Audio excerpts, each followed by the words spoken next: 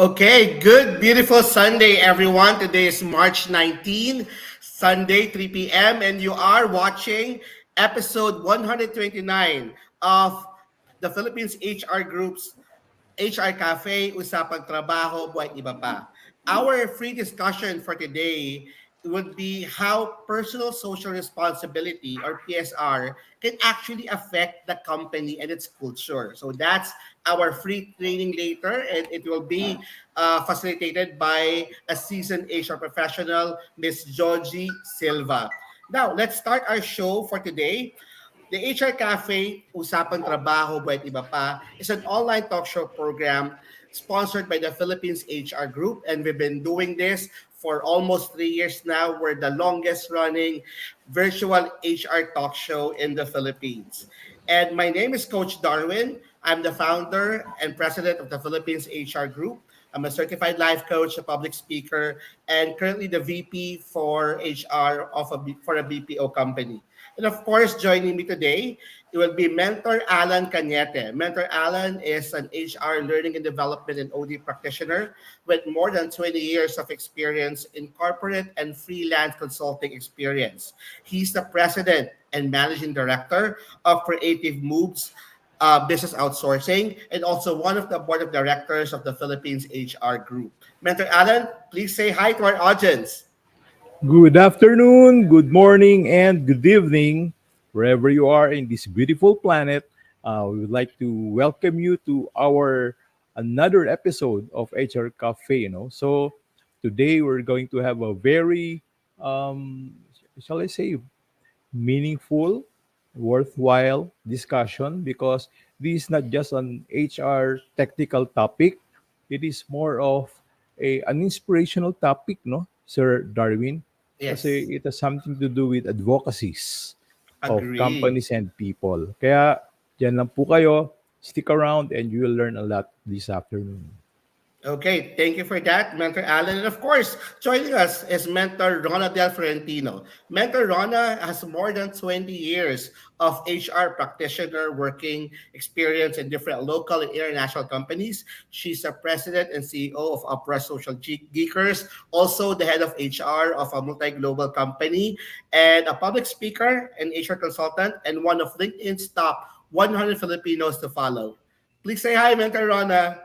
Hello, hello, hello everyone and welcome to another episode of HR Cafe. Naku, napakaganda ng ating topic ngayon at excited na ako para sa ating speaker for today. At mamimiss natin si Mentor Tina dahil wala siya today. So, sa mga nanonood right now, don't forget to share our live stream for today. Tag your friends and colleagues and let us know also where you're watching from. Coach Dar?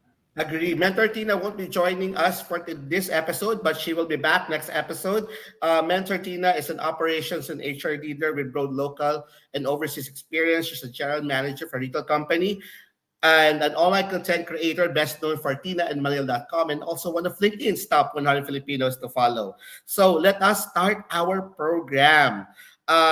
Before that pala, mayroong mga Facebook users na talagang masugid nating taga-subaybay. We have Anselmo Tuplano saying hi, good day to all mentors, and also a Facebook user, I'm not able to see your name, Good morning po, blessed day coaches and co-HRs. Good learning from 3J Plastic World, Valenzuela. So inaanyahan namin po kayo tulad sinabi ni Mentor Shona, ilagay niyo po kung ano pong kung saan po kayo located sa Philippines or outside the Philippines at name ng company niyo po para naman po ma-shout out namin po kayo.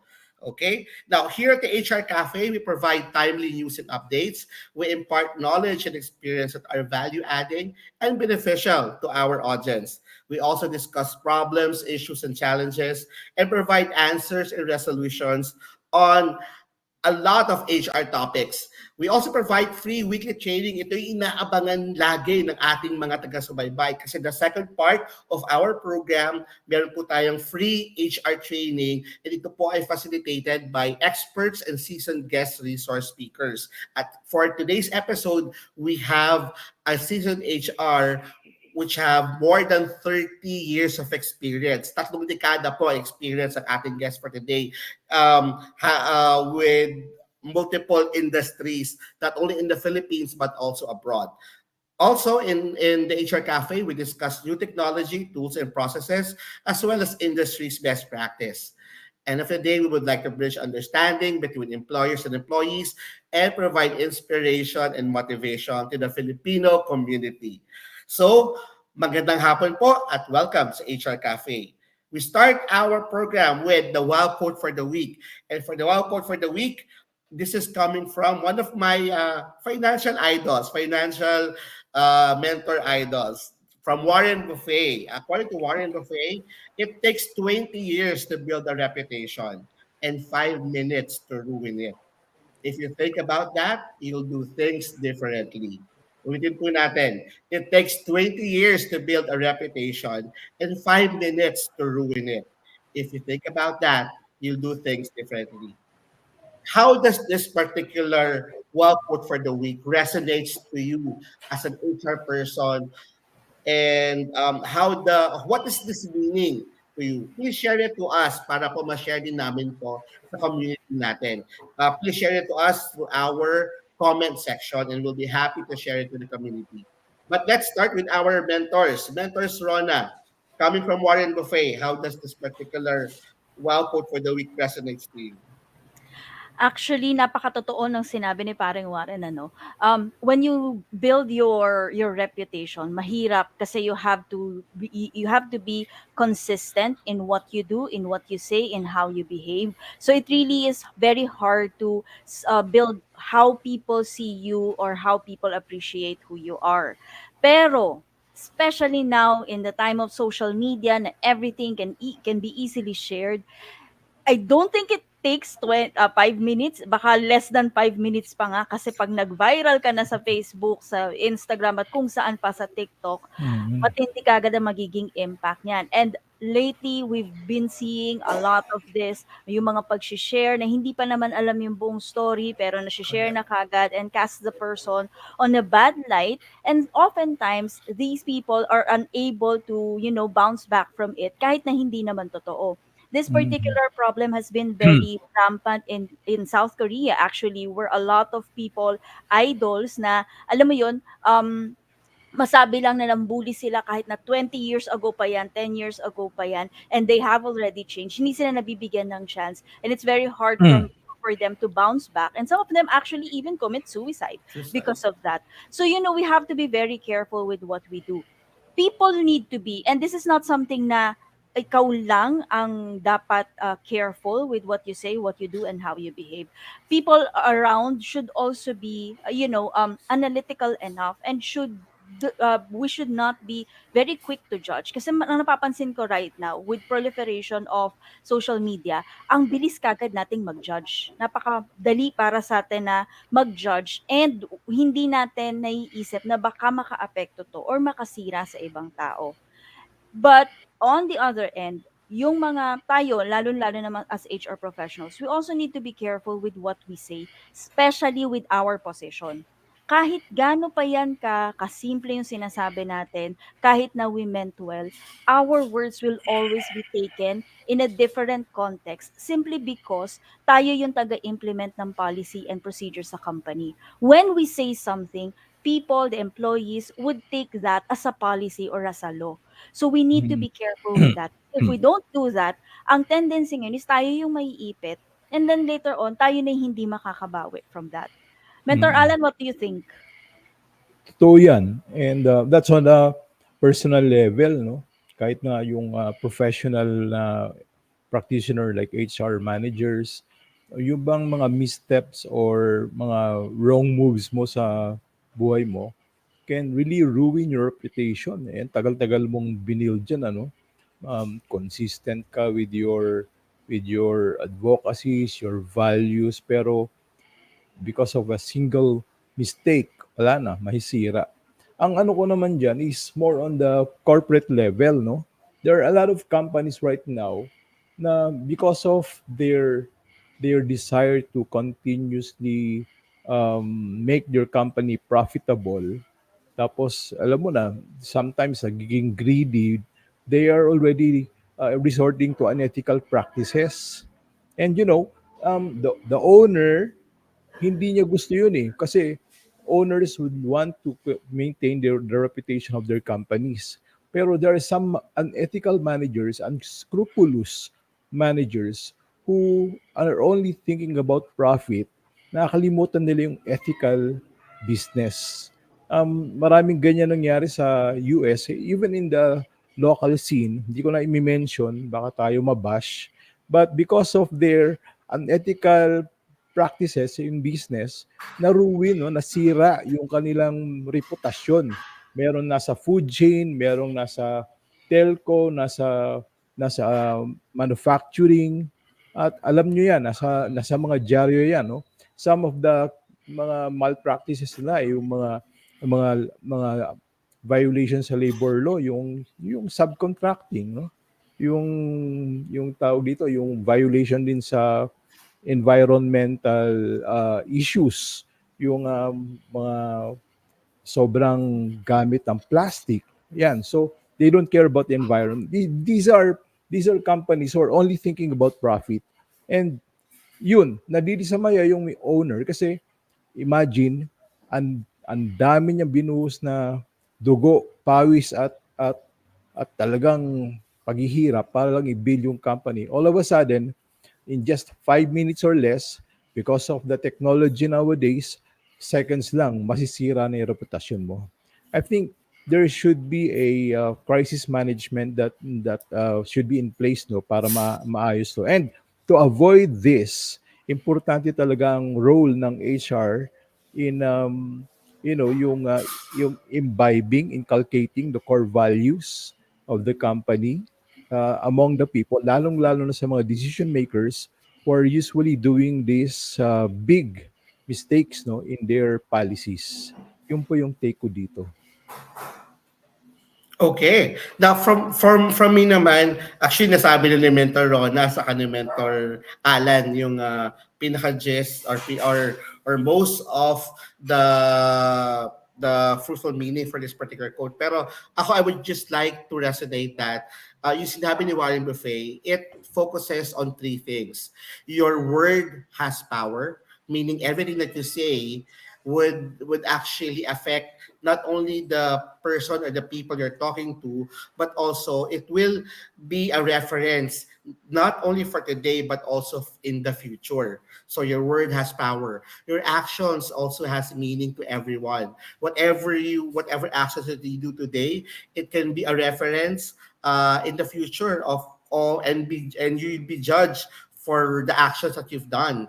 And not only that, the perception of people is very important, and that's the reason why most of the companies has a crisis management group or marketing or branding group that would take care and manage a branding of not only their top officials but also the branding of the company as a whole. Kasi kung maapektuhan yung brand ng isang company, ng isang organization, mahihirapan silang well, una, masisira yung reputation nila kahit na maganda yung service or product nila, masisira yun. Pangalawa, Yeah.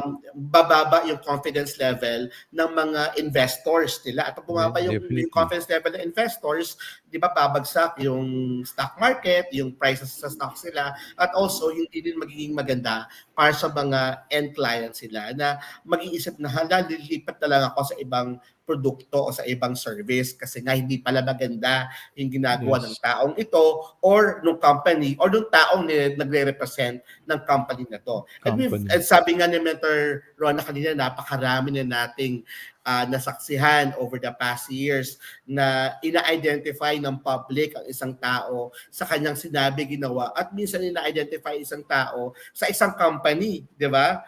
So it's something that as HR, so we need to be very cognizant. We need to be very worried, and we need to make sure that policies are in place to take care not only of the image of the company but also take care to provide guidance on what will we do if something like this happens, diba? Yeah. So that's something that we would like to share to you guys right now. And if you have any thoughts about it, please share to us at the um, comment section. Shout out Yeah. po kay Egdani Jeff, greetings from Abu Dhabi, UAE. Meron po tayong nagbungabate coming from Cebu. At yung iba po, hindi po namin alam kasi from my end, hindi ko nakikita yung pangalan nila. Pero Ron, I'm not sure if you're seeing their names. Yes, actually, one of our greeters is Jem CC. Isa po yan sa mga masugid natin na nanonood dito palagi. Sabi niya, great Sunday afternoon, Coach Darwin Rivers, Mentor Rona, and Mentor Alan, missing Mentor Tina Coang, and looking forward to know more about today's HR learning session. Ayan, si Jem Chu of Bulacan. We also have Miss Daisy Lakuanan is here. Ayan, good afternoon daw, Darwin and Rona. Good afternoon, Miss Daisy. Coach Dar? Yes, so let's continue. So after that one, that wow quote for the week, let's answer this HR question for the week. So this is a question posted in the last few days at the Philippines HR group. So the question is, I am a project-based employee due for end of contract by next month. Should I still render 30 days notice period on or before my contract ends? So yung mga project-based ba, kailangan pa ba nilang mag-render ng 30 days notice period? At kung mag-render ba ng notice period, kailangan ba bago matapos yung contract nila or after ng matapos ang contract nila? So, alam ko Yun. marami nagtatanong dito kasi 'di ba yung iba sanay sila sa mga project-based employment at marami nagtatanong kailangan ko ba talagang mag 30-day notice period. Mentor Rona, what's your take on this? Okay, pag kayo po ay project-based employee, hindi nyo na po kailangan mag-render ng 30 days pag mag end na po yung contract nyo. Kasi usually, project-based employees Determined. are co-terminus with the Mm. contract. So pag nag-end na yung contract, ang automatic expectation is end na rin po ang inyong service. At kahit pa try yung pumasok kinabukasan, walang mangyayari kasi consider na hindi na kayo empleyado. Yung 30-day notice ay nare-require lang yan pag project-based kayo pero magre-resign kayo prior to the end of the project. Yan, kailangan nyo ngayon ng 30-day notice yan kasi yan po yung nire-require ng batas. Now, of course, tulad ng palagi namin sinasabi, pag winave ni employer yung 30 days, walang problema. Pero pag in-insist ni employer yung 30 days for resigning employees, kailangan nyo pong i-render yung 30 days na yon. Okay? Dr. Alan, meron ka pa bang idadagdag? Ganun din eh kasi coterminous nga eh no. Ang critical dito yung contract. Ano ba nakasulat sa contract? Okay? And also they should refer back to the company policies. Kasi tama 'yon na it is not required yung 30-day notice lalo na kung matatapos rin lang naman yung contract unless such requirement is stated in the employment contract or company policies. It is common for employment contracts or company policies to require project-based employees to provide a notice period before resigning as a means of Mm-mm. ensuring a smooth transition, kailangan yan, of their responsibilities to other team members. Mahirap nga naman yung bigla kang nawala. Paano yung mga Correct. naiwan trabaho, di ba? Mm-mm. Therefore, project-based employees, kung sino-sino po sa inyo nakikinig ngayon, you should check your employment contracts and company policies to determine whether a notice period is required. Yun po yung pinakamagandang gawin. Siguro And to ano add lang sige, go ahead, Coach Dar.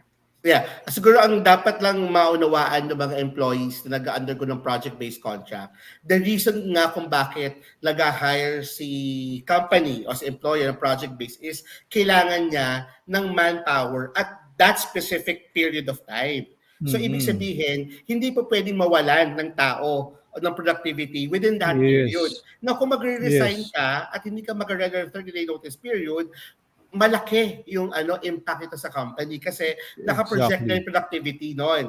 Now, that's the reason Mm-mm. why even if you're a project-based employee but within your project-based contract, kumbaga hindi pa naman tapos, hindi pa siya matatapos, kailangan mo pa rin mag-render Mm-mm. ng notice period. And Dagdag again, pa ron, Sir Darwin, in any case, it is generally advisable for employees to provide notice before resigning as courtesy to their employer and to maintain a good professional relationship. 'Di ba? Kasi kaya naman yun, napaka-professional natin nun. Kasi if an employee fails to provide notice, the employer may be entitled to withhold certain benefits. Yun ang mahirap dyan. Or may give a negative reference kapag humingi ka ng recommendation, baka hindi ka bigyan. No? Negative reference ang makukuha mo sa mga never future burn bridges, employers. sabi nga ni Mentor Alan. Exactly. Correct, Oo. Mm-mm. correct. Mentor Rona, I know that you have something to say. Please continue. But pakisagot na itong question ni Jeff. What if the employer would like to extend your service? So Okay, from okay. probationary, ay, Okay, from from from contract to project base. contract, project Oo. base. Contract. So kung kayo po ay project-based at gustong i-extend ang inyong contract, walang problema doon kasi yung mga project-based naman talaga, meron yung tinatawag, may konsepto yan ng day certain. Ibig sabihin ng day certain, you are certain that this will end, you are just not sure yung exact date ng kung kailan siya mag-end. So there are instances where projects get extended or because of certain circumstances na delay, nagkaroon ng problema, kailangan ngayon i-extend. When that happens, your employer can actually extend your project-based employment. So okay lang yun, walang problema doon as long as the project or the portion that you are responsible for is actually extended or kailangan talagang i-extend. Kasi if you are Mm. being extended but it's for a different project, ibang usapan na yun. Dapat Yun. merong panibagong kontrata para doon sa susunod na project na yun. Exactly. But mga HR, be careful din naman. Hindi dahil sa itong sinasabi kong ito is for us to make sure na hindi rin naman tayo lumalabag sa batas. Kasi yung ibang minsan yung ibang mga business owners, especially if they don't know anything about the labor law, or minsan din yung mga HR din, especially if they're not familiar with the labor code, pag sinabing, uy, kailangan natin ng for specific period of time lang, maglalagay kagad ng project base or seasonal or casual or contractual. Kahit wala naman tayong contractual na type of employment sa batas, naglalagay sila ng ganun. You need to know ano-ano ba yung requirements ng batas para doon sa mga different types of employment. Mm. 5 lang po, 5 lang ang ating types of employment. Walang nakalagay dyan na contractual dahil lahat naman po yan ay contractual. Contractual literally means bound by a contract. So, yung 5 types of employment lang po natin ay regular employment, project-based, seasonal, casual, fixed term. Yan lang po yung 5 types. Huwag niyo pong hanapin si probationary employment dahil ang probationary po ay hindi po type of employment, Mm. period lang po siya within the regular employment. Mm. Okay? So, careful po tayo dyan. Coach Dar? Oh, well, nasabi na nga ni Mentor Rona in different types of employment. And siguro ang mariremind ko lang din sa ating mga HR professionals, HR leaders is you need to work with your workforce managers or yung mga kung meron kayong a separate department, yung mga department heads na nagpo-project ng headcount nyo for a period of time or for the whole year, makipag-usap kayo sa kanila. Intindihin nyo bakit kailangan ng X number of manpower na kailangang i-project base sa gantong period kasi minsan baka naman hindi naman kailangan project base yung i-hire nyo, baka kailangan regular employment na talaga yung Mm. i-hire nyo kasi 'di ba Correct. kung Oo. kung ang isang trabaho ay palaging ginagawa at Ayun. critical sa business ng company, you should not be hiring project-based employees or seasonal employees. Dapat ang Mm. hina-hire nyo is regular employees kasi nga hindi naman diktado ng biglang pagtaas ng volume yung pag-hire nyo, but more so is talagang consistent na lumalaki yung volume ng productivity na kailangan at that particular time. So we, as HR leaders, as HR professionals, we need to understand where our operations leaders are coming from. Intindihin natin bakit kailangan mag-hire. Yun ang unang-una dapat yung tinatanong. You don't be Correct. afraid to question your HR, your operations partners. Bakit kailangan mag-hire? Ilan ang kailangan i-hire? Bakit ganun kadami? At bakit yun nire-recommend the project base? Kasi sa pagkakaintindi nyo, matututo kayo na baka po pwede yung i-recommend na fixed term lang yan kasi hindi naman pala ganun kakailangan. It's just for a short period of time, or baka kailangan natin mag-hire ng mas marami at gawin na lang natin silang regular employment kasi we're going for the growth of the organization. So it's really your duty to know kung bakit kayo nag-hire. Okay? So that's coming from me. Mentor Alan? Merong abuse kasi nangyayari diyan, eh. Palagi na lang project Oo. based. Yung pala, yung ginagawa ng tao is very critical and really part of the business process. Mm-mm. Daily ginagawa 'yon. So, bakit mo gagawin project? Ang project merong start, merong end. Okay? Correct. Agree. So kung hindi naman pala siya mag-end at magiging ongoing siya sa operations, it should not be project-based employees. Sabi mo nga, Agree, agree. pwedeng fixed term kung gusto mo, pero ang tama talaga, regular employment yan. Okay? May pahabol si Jeff. Paano daw kung ayaw mag-extend ng isang project-based employee?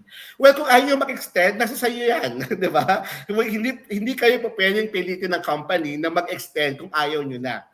So Mm-mm. that's part of our labor contract. Hindi kayo pa Mm-mm. pwedeng Bawal yung hindi kayo involuntary servitude ang tawag involuntary doon. servitude, yan yung hinahanap kong word. Yun, hindi kayo pwedeng pilitin na magtrabaho kung ayaw nyo naman, di ba? Correct. Mm-mm. Okay, so let's go to our updates for today. And of course, social security system, Mentors Roda. Yes, meron na naman pong update ang ating paboritong government agency. Second na paborito natin kasi ang pinaka-paborito natin palagi ay pag-ibig. So second paborito natin, SSS promotion for UMID. Kung wala pa po kayong UMID, ito na po ang pinakamagandang time para kayo po ay mag-upgrade to UMID ATM pay card.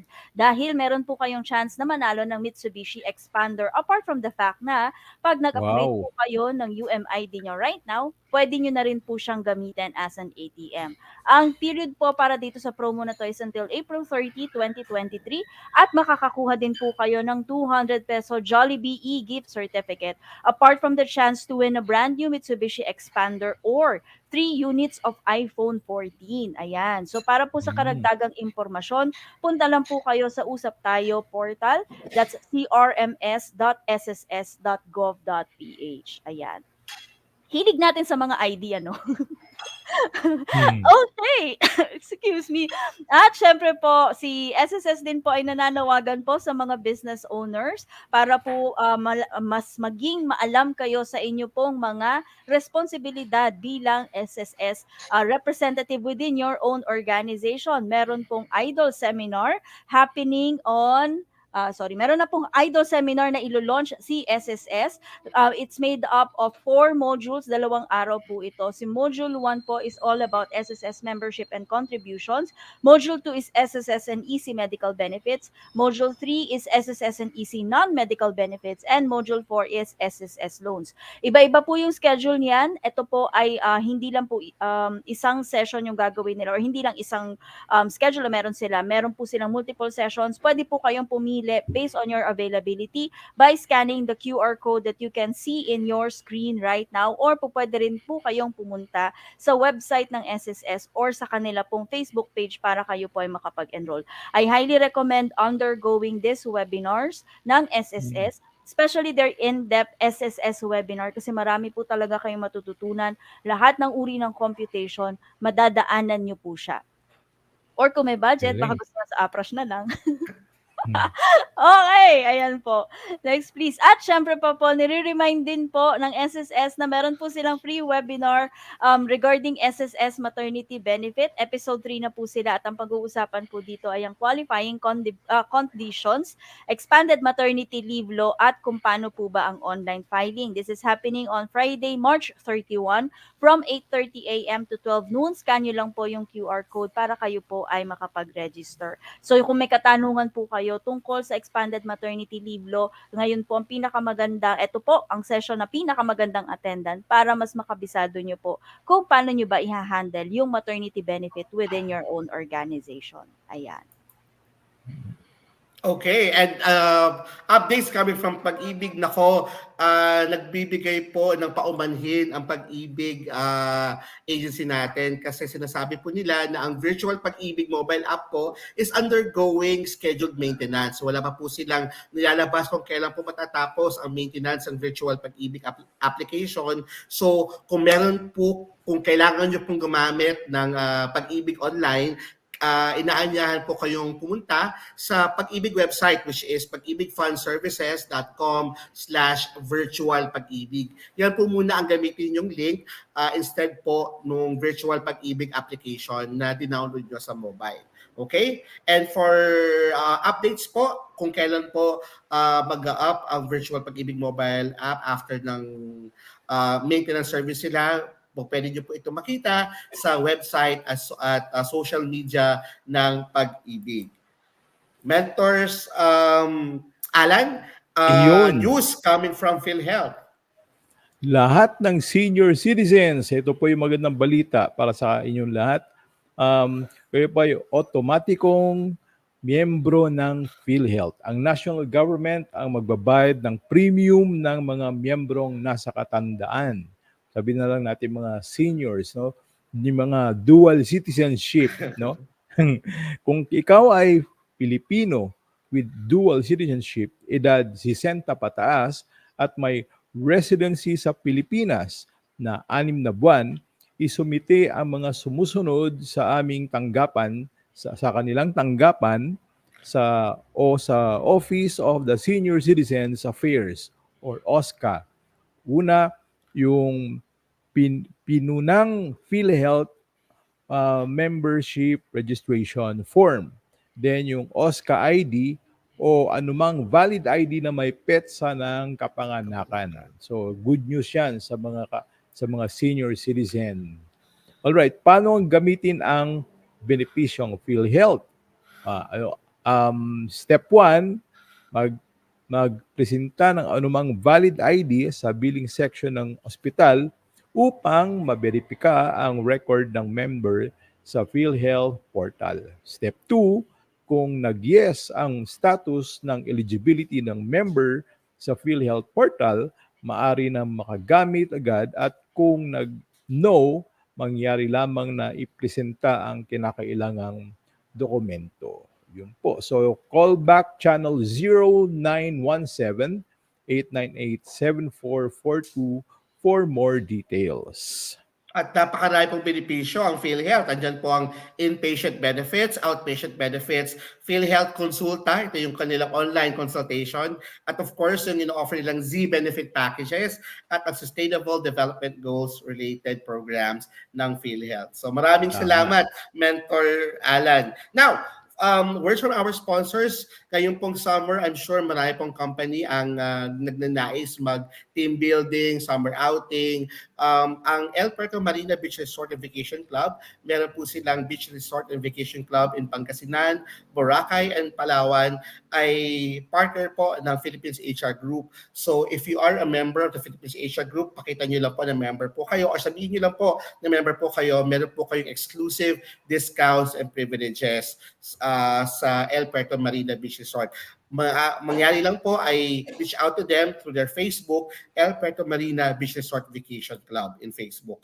Also, ang DJs Lechon ay nagbibigay po ng 5% discount sa lahat po ng Philippines HR Group members. Alam niyo po dito po sa Philippines HR Group, kung meron pong opportunity na magbigay po ng karagdagang incentive o benepisyo sa ating mga members, dahil libre naman po ang pagiging member sa PHRG, ay talagang inaanyahan namin po yung mga sponsors na magbigay ng mga discounts and privileges. Now, ang Regis po ay nagbibigay ng 5% discount for any orders from February 26 up to March 31, 2023. So, ang mga participating branches po ay ang Regis Lechon Tibog, Pasig, Marcos Highway, Roses, Fairview, Taytay, Calamba. So, Wow. pakita nyo lang po ang itong particular screenshot ng PHRG discount with Yun. Lijas at kayo po ay bibigyan ng 5% sa lahat po ng orders nyo.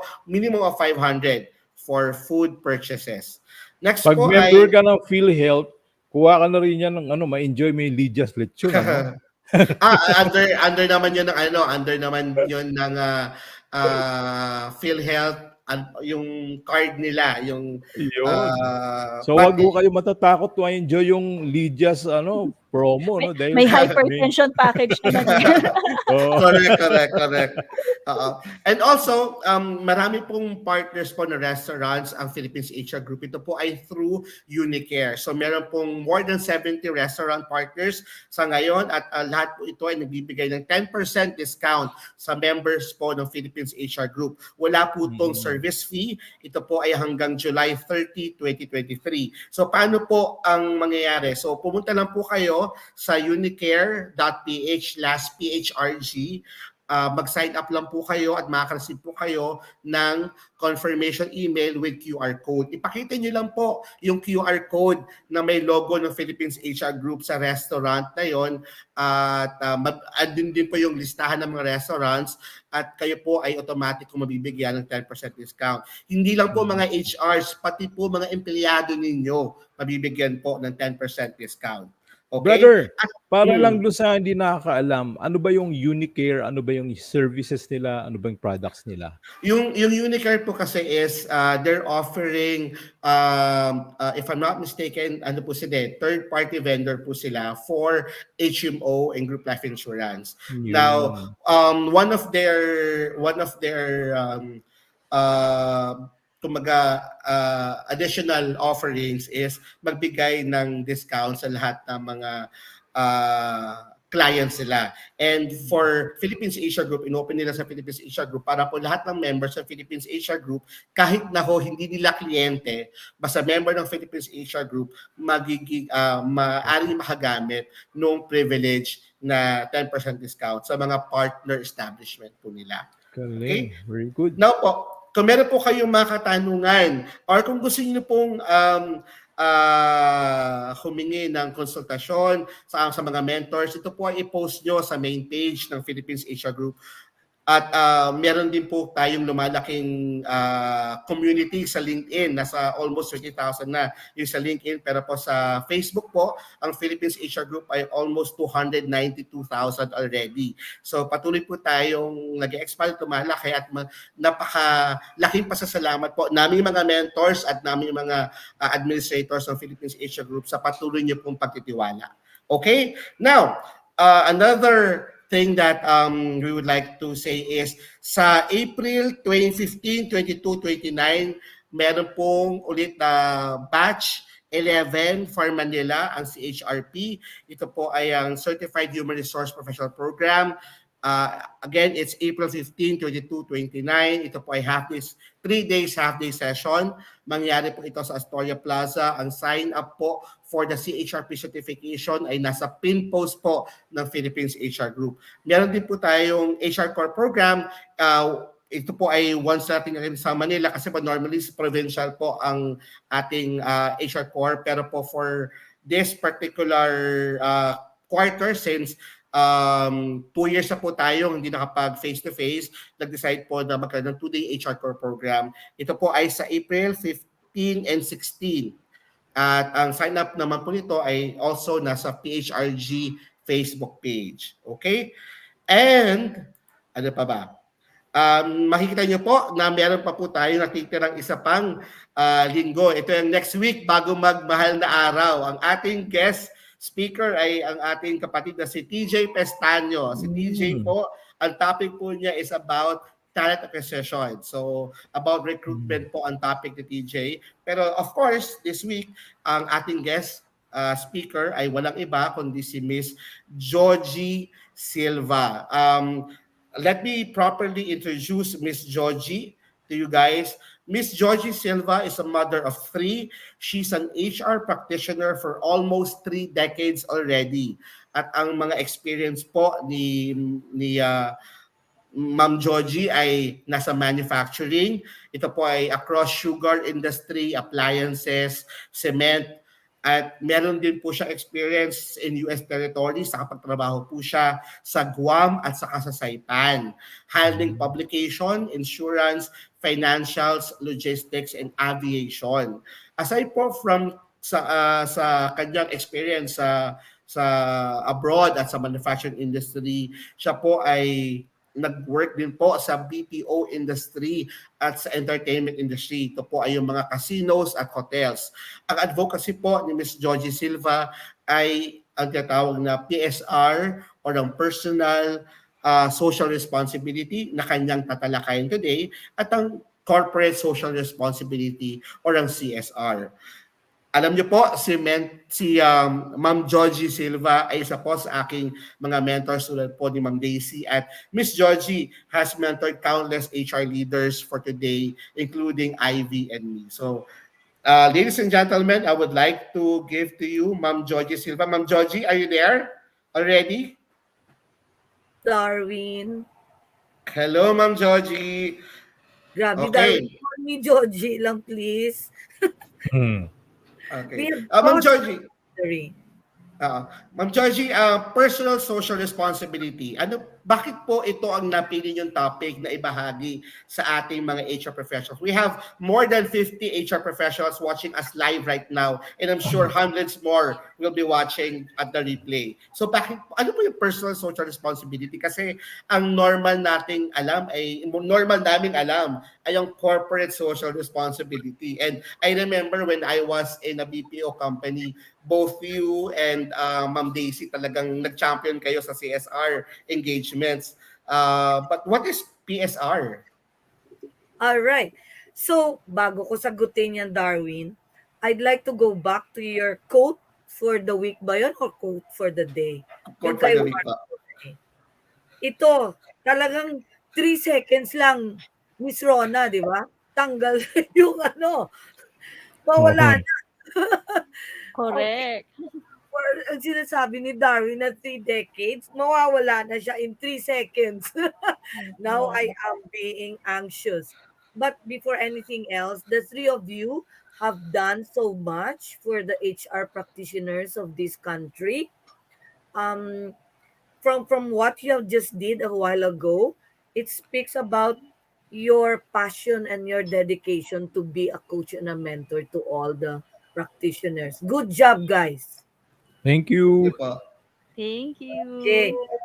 So, um, to talk about personal social responsibility, Darwin, let me go through the PowerPoint that I'm Sure sharing with po. you right Ma'am now. Georgie, we'll be at the backstage lang po. Kami po ni Mentors Rona and ni Mentors Alan. We'll give you the floor po and so that matuto pong maigi ang ating mga taga-subaybay at taga-pakinig right now about personal social responsibility. Salamat po. Thank you, Coach Darwin. Um, before, when Coach Darwin tied my hands in talking to this HR cafe, um, top most of my mind that came was talking about what is very close to my heart. HR is in my DNA. But the PSR, through the years that I've been working as a practitioner in human resource, I have that privilege of working, in fact, enjoying the role of advocating personal social responsibility. Okay, let me just go through you guys what I have in mind right now. Okay, so the framework of my sharing to you, basically, I have to talk in passing what is corporate social responsibility. So you will have a backgrounder kung paano ko po na nagkaroon ako ng personal social responsibility. And then how I get to transition from being an advocate to an influencer. And further, I'm sharing to you the relevance of the PSR to the organization you are with right now and its positive influence towards employees. Further, medyo malayo. Parang, di ba, ang dating is HR yung pinag-usapan. Bakit PSR? What does it to do? But it has something to do also with the impact to the company's culture. Later on, I will share it to you. And lastly, after I get to share with you what I have gone through in my own journey, um, I'd like you guys to reflect on where do you go from here? Being an HR practitioner, Covadis. All right. So before, I'd like to quote Darwin's intro to this topic when he announced my presence in this cafe.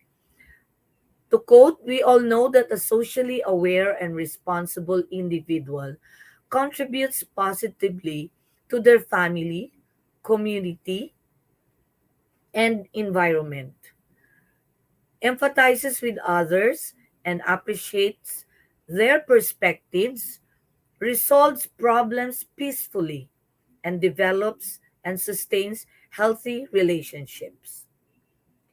Darwin pretty much have captured in essence what I'm supposed to share with you guys this afternoon. All right? Wait, I'm getting familiar with the technology. Okay. In passing, I'd like to share with you in terms of what corporate social responsibility is. If you will see in the shared presentation, um, I'm showing to you right now the pyramid of CSR. In late 50s and early 1960s, the discussion of CSR came about, mainly brought about by various businesses that have grown largely. And only in 1991, Mr. Archie Carroll developed the pyramid of CSR. To date, it's still being used by CSR practitioners in whatever industry they belong to. Okay? Let me talk about the aspects. On the economic side of CSR, businesses need to maintain strong economic interests so they can stay in business. That's the very essence why businesses are being developed. All right? When businesses are being developed, it goes now into the legal aspect of the CSR. All compliances in terms of the labor, in terms of internal revenue, in terms of environmental compliances. The company must follow the law and have a legal obligation to do so. Otherwise, you will end up being closed. Okay? And another aspect of the CSR is philanthropic. When we talk about philanthropic, this is how the company is giving back to society in the form of charitable donations of their time, money, and goods. Um, ang parati natin ma-encounter dito pag nag-CSR yung mga company is when may mga disaster na nangyayari. Katulad ng mga flood, fire, typhoons. Okay? Automatic yan. The CSR group would collaborate with HR to enjoin all employees in the organization to give their time. Perhaps in the past or even now, you would experience organizing employees to donate time in terms of packing those relief goods. Okay, money doesn't, when we do about philanthropic activities of CSR, it does not only come from the company. Okay, it also encourages employees to donate their own money. Okay, most often than not, employees voluntarily do that. because they have empathized with the victims of the disaster. Okay? And goods, and the pack relief goods are being donated.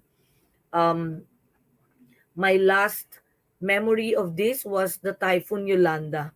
That was massive volunteering from both private and individual sector of the society. Okay? And lastly, ethical aspect. What is ethical? Is going above and beyond requirements and meeting the expectations of society.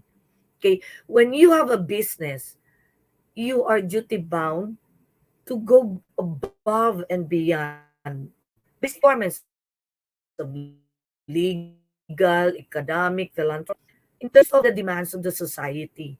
Nowadays, you would hear even your children at school, they're being it's part actually of their curriculum, where they do a lot of CSR efforts.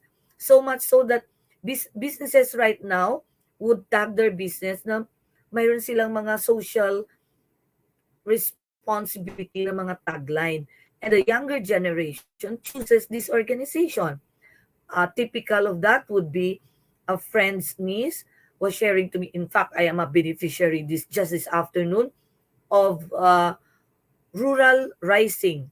If you're not familiar, this is an NGO group that gets to support our farmers that have overstocked their agri products. And Rural Rising would encourage all their members to buy direct, para siyang set up ng farm to table. So I have known some BPO employees are participating to it. And like right now, when I said beneficiary ako, nakakatanggap lang ako ng gulay ngayon. Kasi I am known among my friends that I love vegetables. Okay? So basically, the pyramid tells us that the duty of the business is to do no harm to society. No harm. Take note, when you are earning, when you are doing business, revenue is doing good, employees are happy, you are duty bound not to do no harm to the society. All right? Let me segue. Let me just give you a very recent example. This was February 28, 2023. Where were you then? When the news hit the media about the Mindoro oil spill, there were about 800,000 liters of oil spilled into the sea, where a tanker carrier met an accident. This is a disaster beyond human intervention na mag-isa lang. Alright? If you look at the picture, there are villages along the shoreline. The impact of this is the livelihood of the fisher folks. In fact, just this week, resorts along the area of Mindoro have already been closing down, and loss of livelihood is paramount. Just this noontime, when I went into mass with my family, the church has done a lot of efforts in helping 300,000 families affected. All right? What does it to do with CSR? I'm pretty sure the company behind this 8,000 liters of oil spill is putting in motion their CSR efforts, as in big time CSR efforts. All right? You will be able to see all other stakeholders like the school. UP is already present here. People who are into marine conservation are doing a lot of initiatives in helping out. This is not just one company. It is a collaborative effort. All right? Going back in the past, this is also the Guimaras oil spill in August 11, 2006. Oil spill in a volume of 2.1 million liters. Okay? But despair not.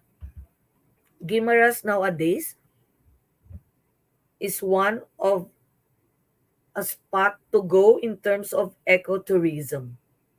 Okay? The CSR here of a one large oil firm was fully activated. The you will see kung paano ang CSR ginagampanan ng mga company. Ang kagandahan lang dito with the Guimaras, I'm not so sure yet of how Mindoro is going to be addressed, but at least ang Guimaras is already a testament of what CSR can do. With the CSR, what they have done is they have introduced additional skills to the fisher folks. Okay? Those in the picture are the villagers that were affected directly with the oil spill in Guimaras. While the intervention is being done to save the environment, the CSR advocates were training the families of these affected fisher folks with regard to additional skills. So much so that moving forward, fast tracking today, if you visit Guimaras, you will be able to see locals, local people becoming, they police rather the tourist spots of Guimaras. They're the ones defending nature because they know that it's a source of their livelihood. Okay, if you have not been to Guimaras yet, boy, visit them. It's one good place. What am I saying? Let me just move forward. The CSR is a company's um, kagagawan siya ng company. Direktiba siya ng business. Kasi ito yung konsensya ng kumpanya. When we talk about the konsensya, who are involved in the CSR? Yung mga tao behind the organization. Alright? That's why the CSR will only be successful kung ang mga tao at the back of the corporate social responsibility program of the organization truly believes in the endeavor that the company is going into. All right? I can name a lot of companies. Perhaps you belong to one of them. Like top of mind right now would be the Ayala Group, San Miguel Group, Nestle. In the cement industry, you will hear a lot of efforts by Lafarge Holcim. I'm biased because I kind of know them. But basically, the people that makes it is the people behind the CSR that makes it successful. Ngayon, mag-segue ako ngayon to PSR. The PSR. Let me just introduce Body Shop. Sigurado ako one or two of you may have patronized already the products of Body Shop. Body Shop is a business founded by Anita Roddick. Okay? The business started off in Pakistani. So, as a founder, Anita Roddick cared deeply for the environment and for the animals. So much so that the products produced by Body Shop are environmentally friendly. And before they are released to the market, it did not test on animals. Do you get the picture now? Ang mangyayari, ang CSR will only be successful if the people behind who craft the policy, the framework, has their own advocacy, has their own personal social responsibility that is likely to affect how the business is being run. So, when we talk about, take for example, I believe Miss Daisy is around here. Coach Darwin is around here. In the BPO, we used to have been we used to struggle rather with our recruitment, and we were able to develop the near hire program, and now it's called Cytel Academy. All right? Cytel Academy came from that concept where we are able to upskill those applicants who did not make it to the level that will make them through to a probationary period. Okay? So we kind of recycle those applicants by training them. That's the framework of the Cytel Academy. In the same manner, you see, when that academy was developed, was conceptualized, it's the people behind it that made it a reality. Okay? So when we talk about PSR, it's not way off from HR, because what we are doing actually is kung ano yung frame of mind natin, we kind of influence the projects we get to implement within the organization that we belong to. All right? So, I keep on pressing the forward. Let me just give you a background. I'm going to copy in a TED Talk. This is very quick. Allow me please to share this with you. Oh. Oh.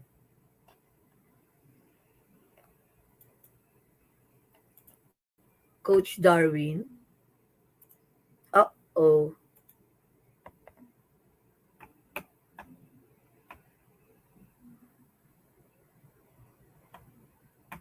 I need video file.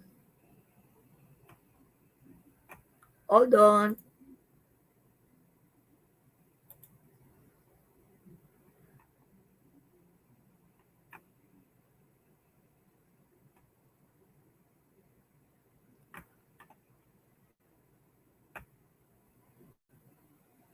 Kindly listen to it I'm going to first so share that three when I get to examples discuss. or stories with you today.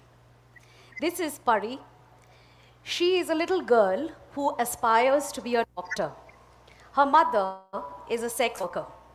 My daughter Ditya and I often spend time with her, and we talk about heroes, we talk about inspiring stories. This is Rishil.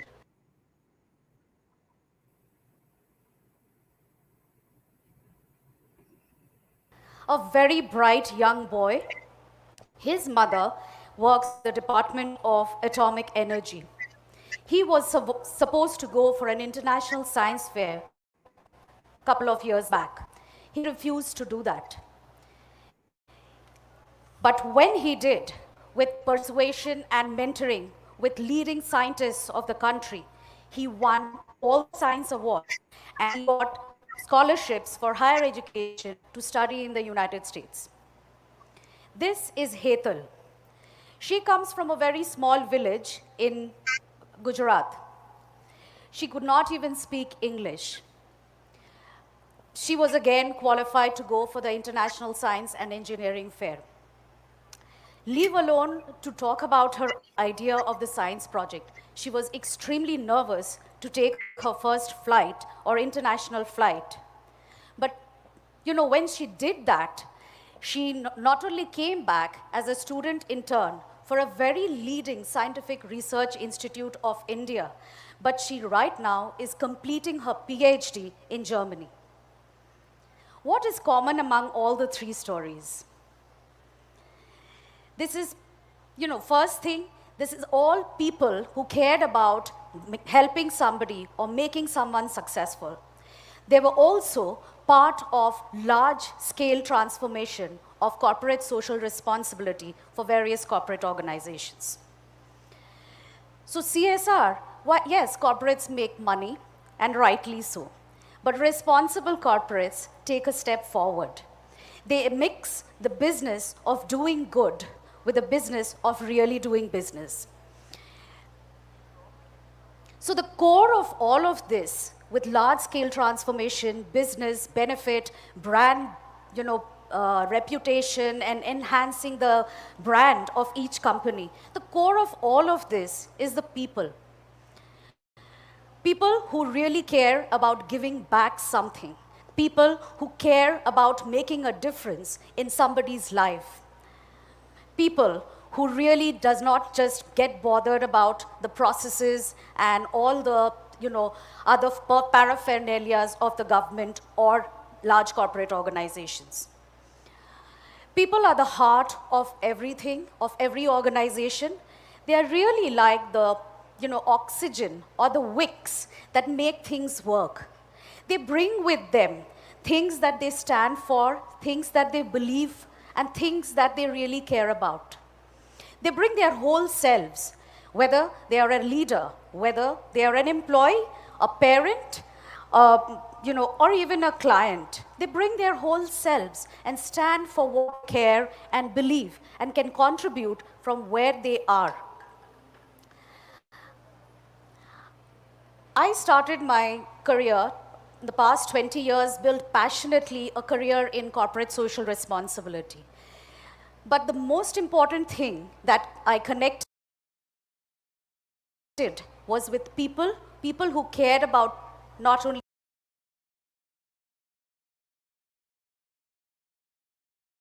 just business, but business strategy, but people who connect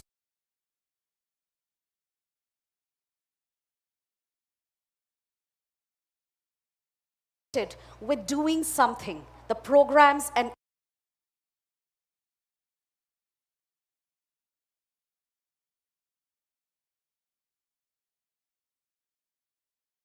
initiatives. And today, it has become a part of my life.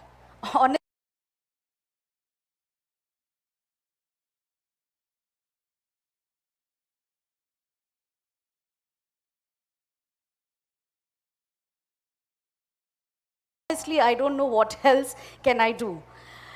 But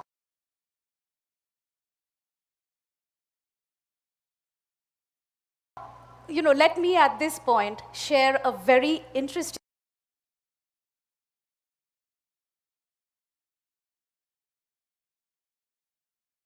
example that I got an opportunity to create and build teams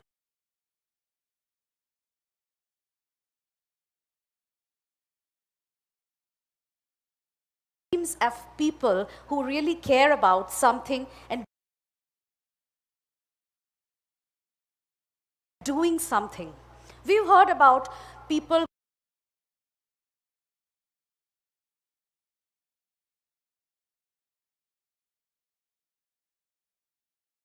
contributing not only large amounts of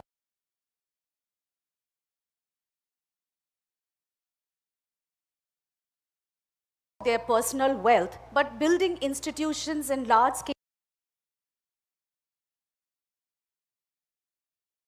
transformation for healthcare and education.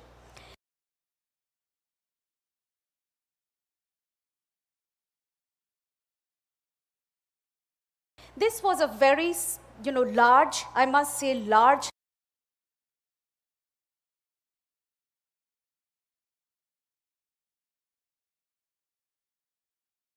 national drive for a government for making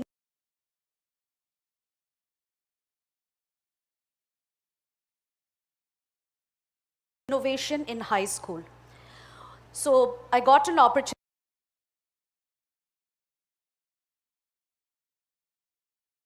to build a team of passionate people again.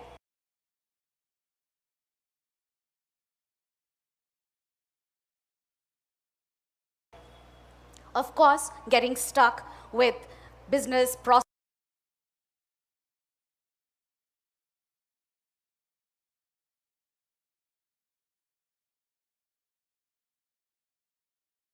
processes and all of that.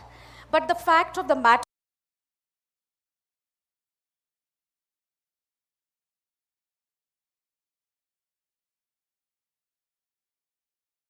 is the people really gave a lot of fuel to that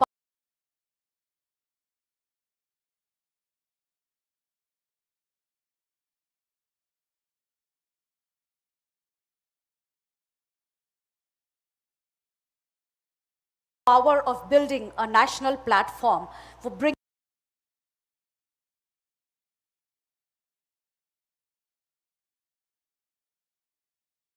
in the students, mentors, schools,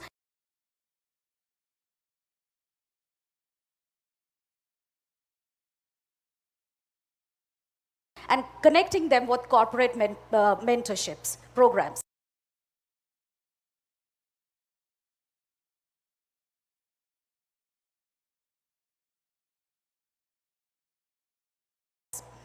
So a student who cared about building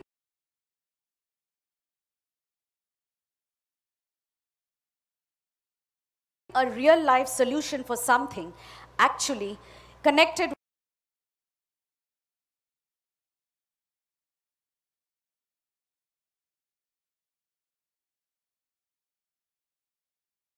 on those platforms and talked to a lot of corporate mentorship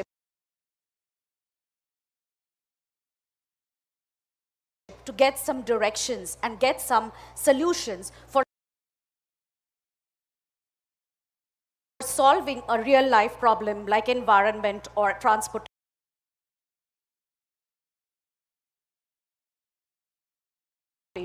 or even pollution. So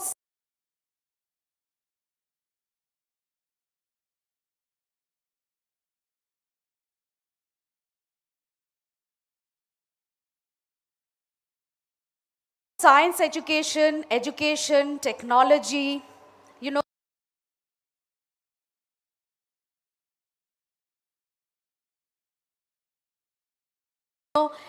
building foundation skills, and then future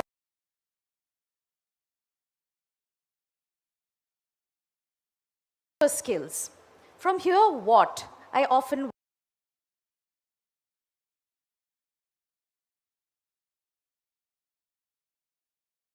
wonder. My journey has been very interesting.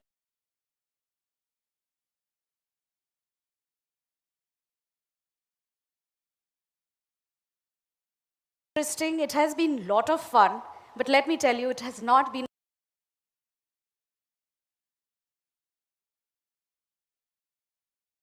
a very easy one. You must, you must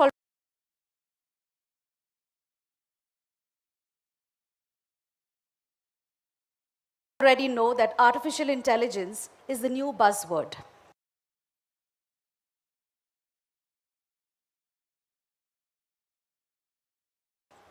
Everyone is talking about it. But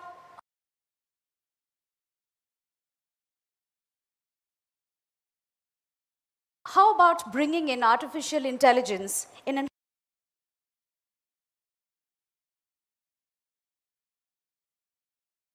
high school environment? There came an opportunity for me a couple of months back to work with a large government partner to build artificial intelligence as a curriculum for high school. Foundation skills to future skills, one thing led to the other, and I kind of was leading another large team talking about foundation skills, leaving that for teachers to contribute and move us further with future skills, creating empathy, the large mindset of innovation and entrepreneurship, talking about growth and so on and so forth. So artificial intelligence, here I am to work with large government partners and NGO partners to build a curriculum for high school students. But at the core of all of this, like I said, is people and people. But both benefit the corporation because they care about profit and the corporation because they care about their brand. But the heart of all of this, I believe, is people. It has always happened to me like that, where I land up with getting teams, creating teams who really believe in something so passionately that we always take a step forward and lead things from where we are. I believe this connection or this interconnectedness with people, with programs, with initiatives, with government, with partners, with schools, with teachers, with students, is something that each one of us can really do as personal social responsibility. So moving from corporate social responsibility to personal social responsibility. And I feel that there are three important components for this. First, to build a team that really cares about giving back something. And for us to find out what do they care about. Second is for us to give them at the heart or the center, or make them the heart or center of giving back. Whatever that they are giving back in terms of money, in terms of time, their talent, their technology, or even their idea. And the third important component is for you to make them believe that they are really leading from where they are and creating all the magic around you. So, their story of social good becomes my story of social good, your story of social good, our story of social good, and a series of stories of large corporate success stories of for India, for the globe, and for everyone. Thank you.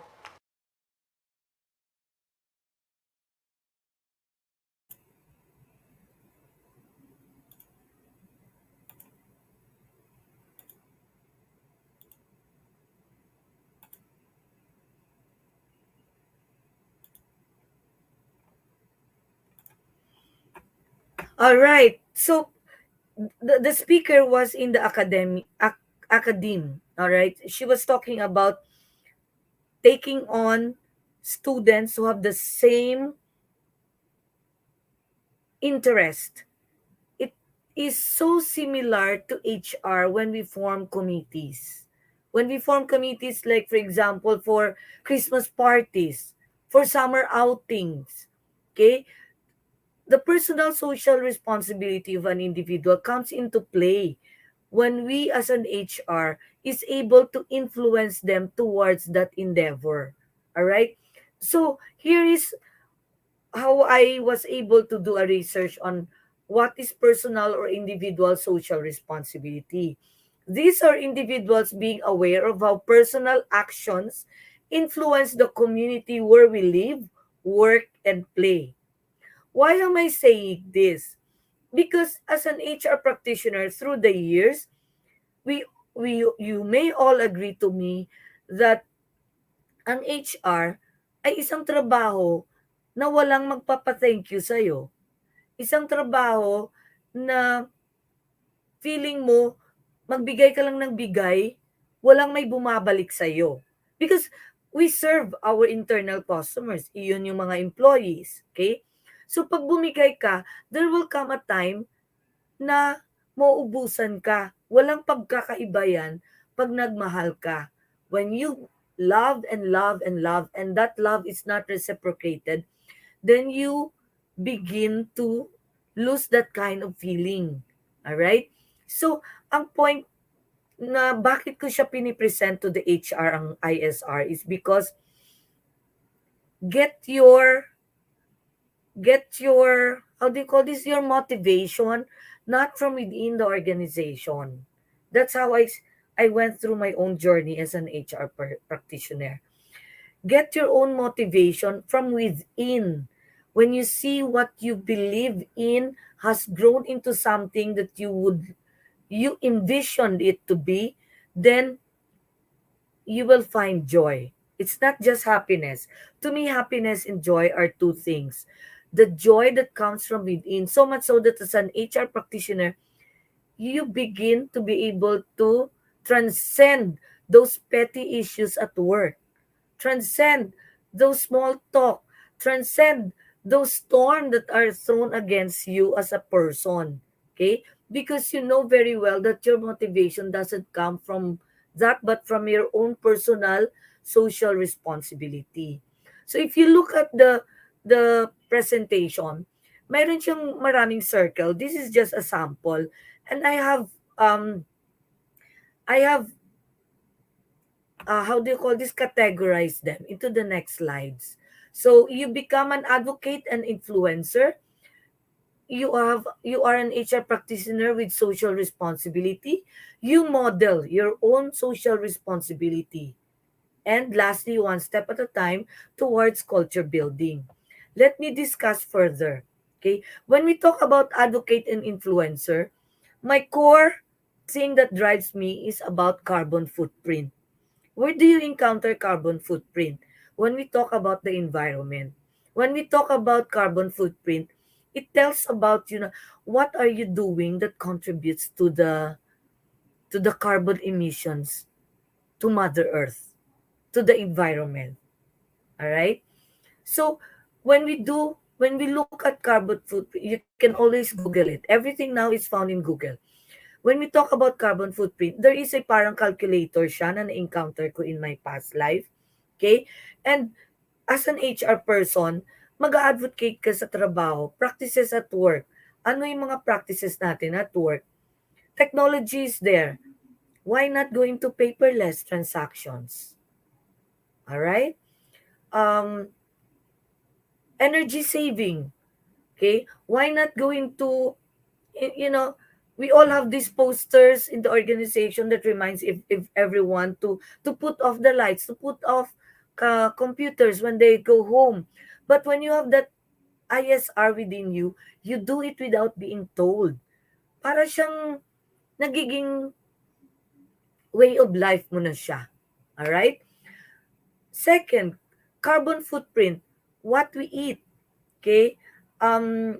I chance upon the documentary in Netflix. I'm not promoting Netflix though. But the documentary on what the health and game changer. I would love you HR practitioners to take time to watch those documentaries. Hindi siya series, hindi siya movie. It's a documentary. It's an additional knowledge. Okay? And from there, I have validated, I have affirmed, I have a confirmation that what I'm doing is right. Because what I eat, I went into a plant-based lifestyle.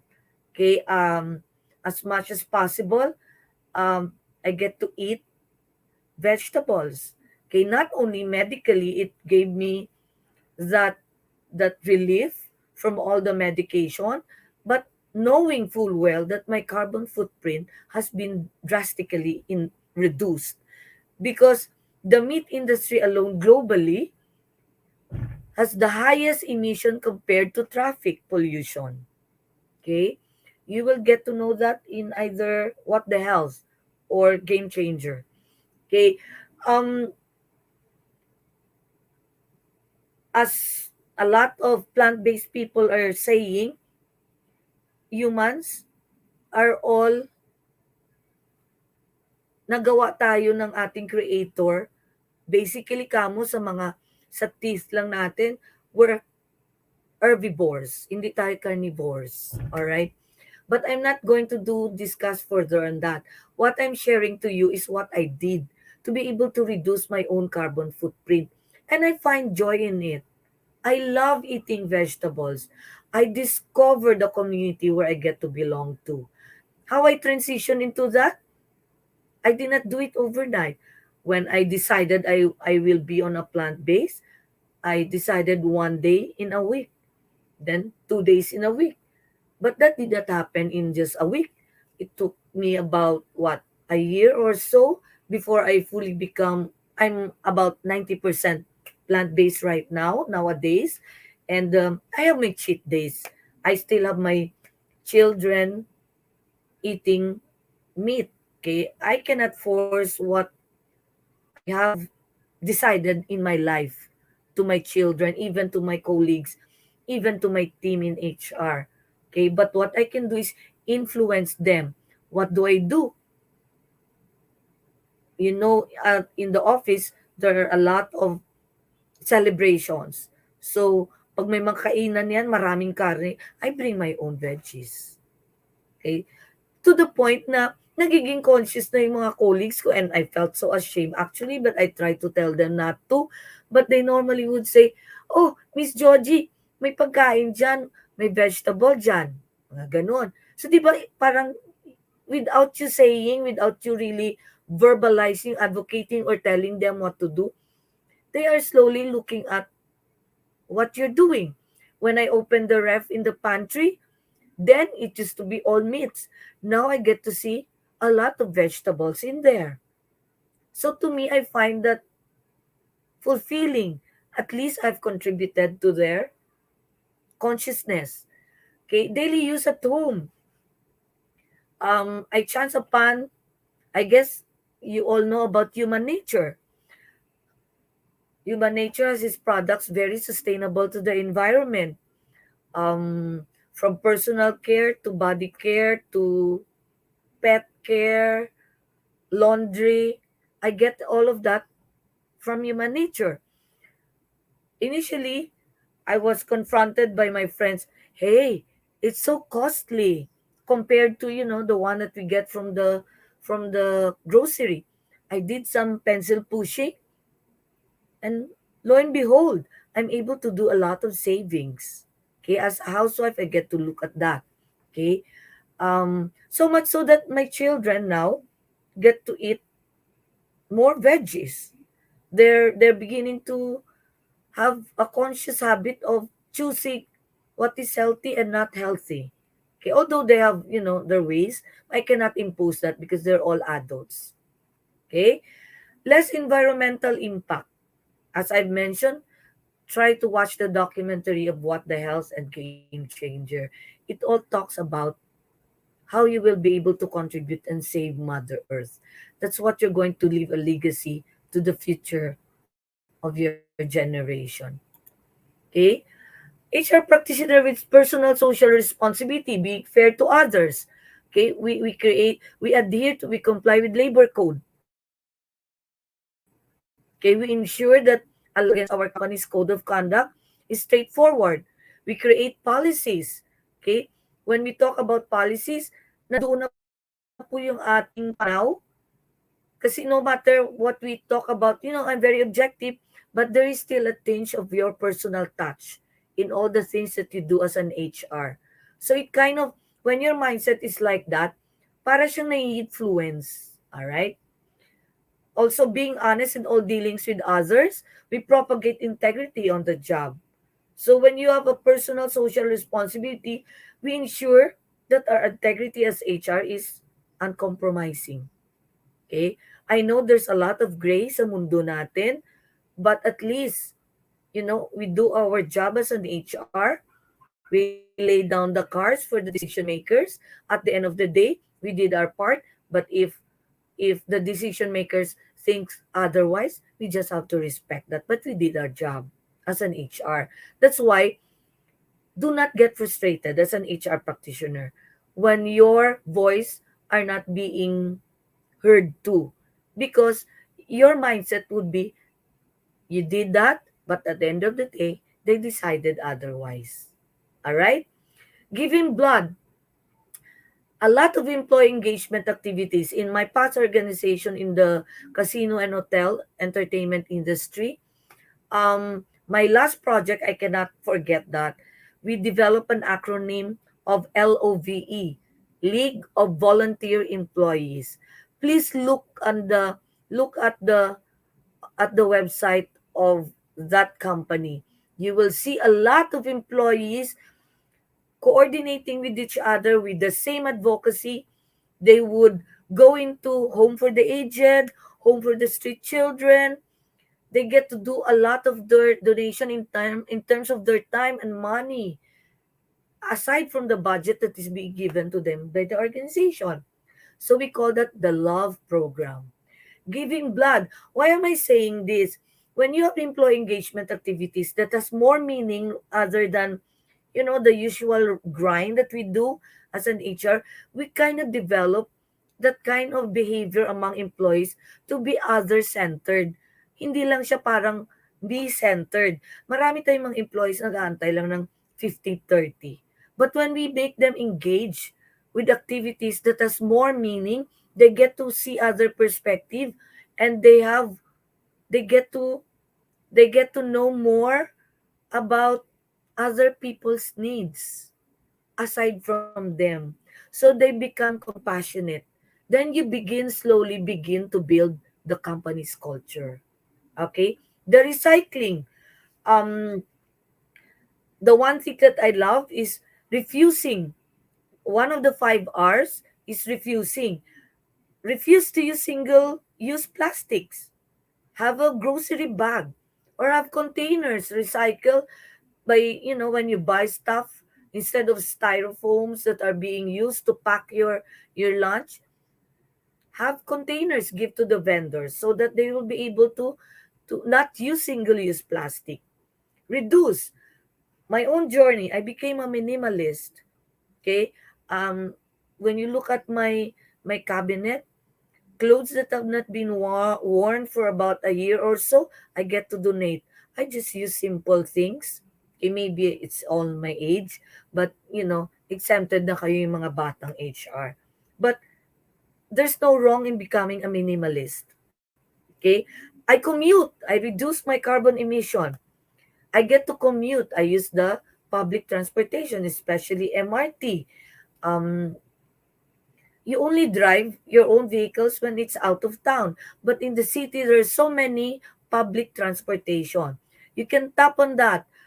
Lessen your carbon footprint by commuting. Okay? Um, in my commute in the MRT, I would welcome walking because that's part of my exercise as well. Okay? Reuse. Sample, toothbrush. You change your toothbrush every quarter. Do not throw it away. Use it to clean the bathroom. Okay? Repurpose. Plastic bottles of juices that you buy. You can reuse that by using it. Or, I know you guys love to drink wine. Wine bottles can be used as containers for vinegar, toyo, patis. They look lovely in the kitchen. And of course, recycle, which you guys are very much aware of in terms of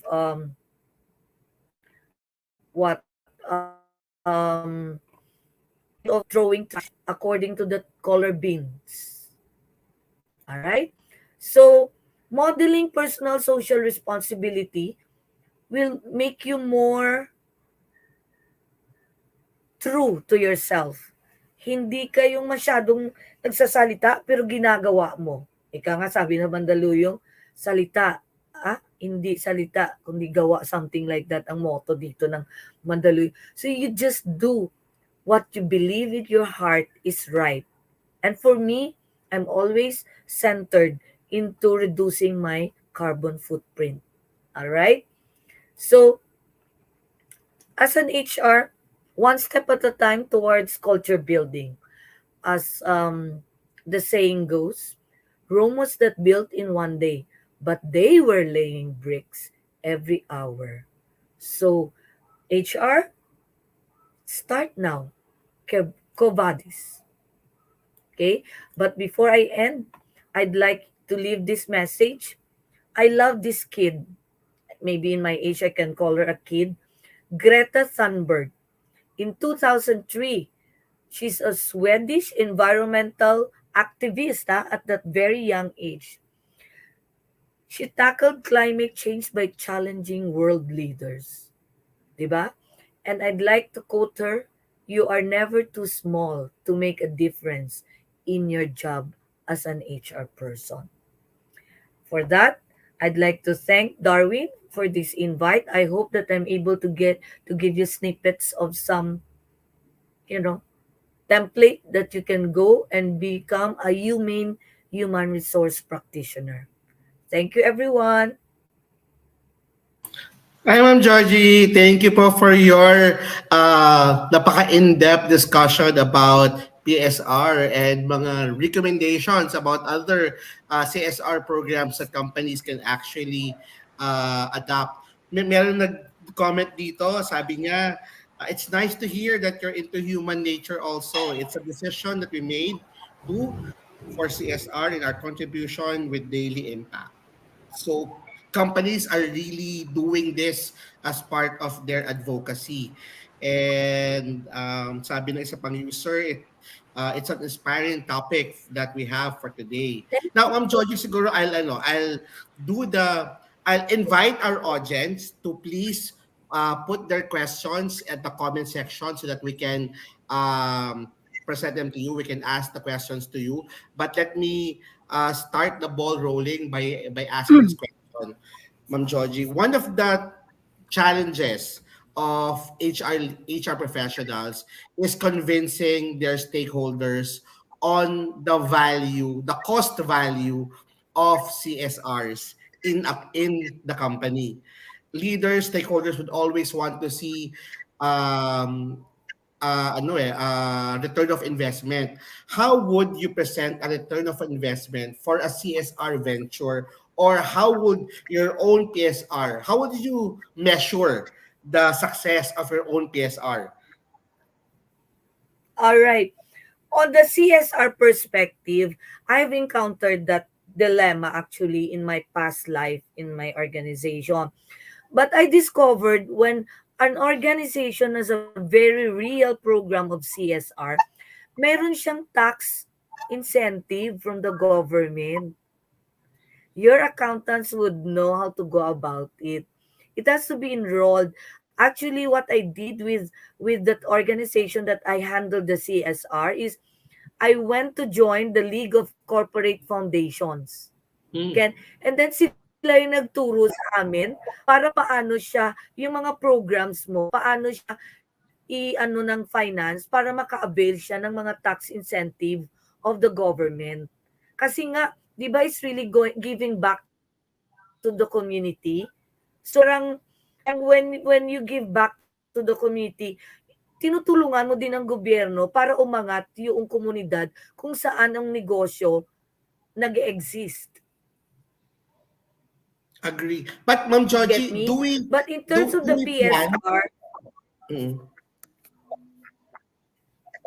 Ma'am Georgie, do sige, we go plan ahead, for a coach. budget for that on an annual basis? Do we put it in our budget, or would you recommend to put it in our budget? From my experience, yes, because of the tax incentive. Got it. And actually, aside from the tax incentive, it becomes also a PR thing, a public relations. Okay, let me just share with you. Ayala, sorry to note, even if Ayala Group, remember the fire in the BGC? One of the condos because of the gas leak? Ang Mm. dali lang ng issue mamatay, di ba? Kasi nag-withdraw ang Ayala from their parang bank account nila by doing a lot of CSR efforts. You get me? It's Okay? a With the reputational cost of the company that is company have being been used. correct. Another Correct. question, Ma'am Remember earlier Georgie, is on when you talk mm, about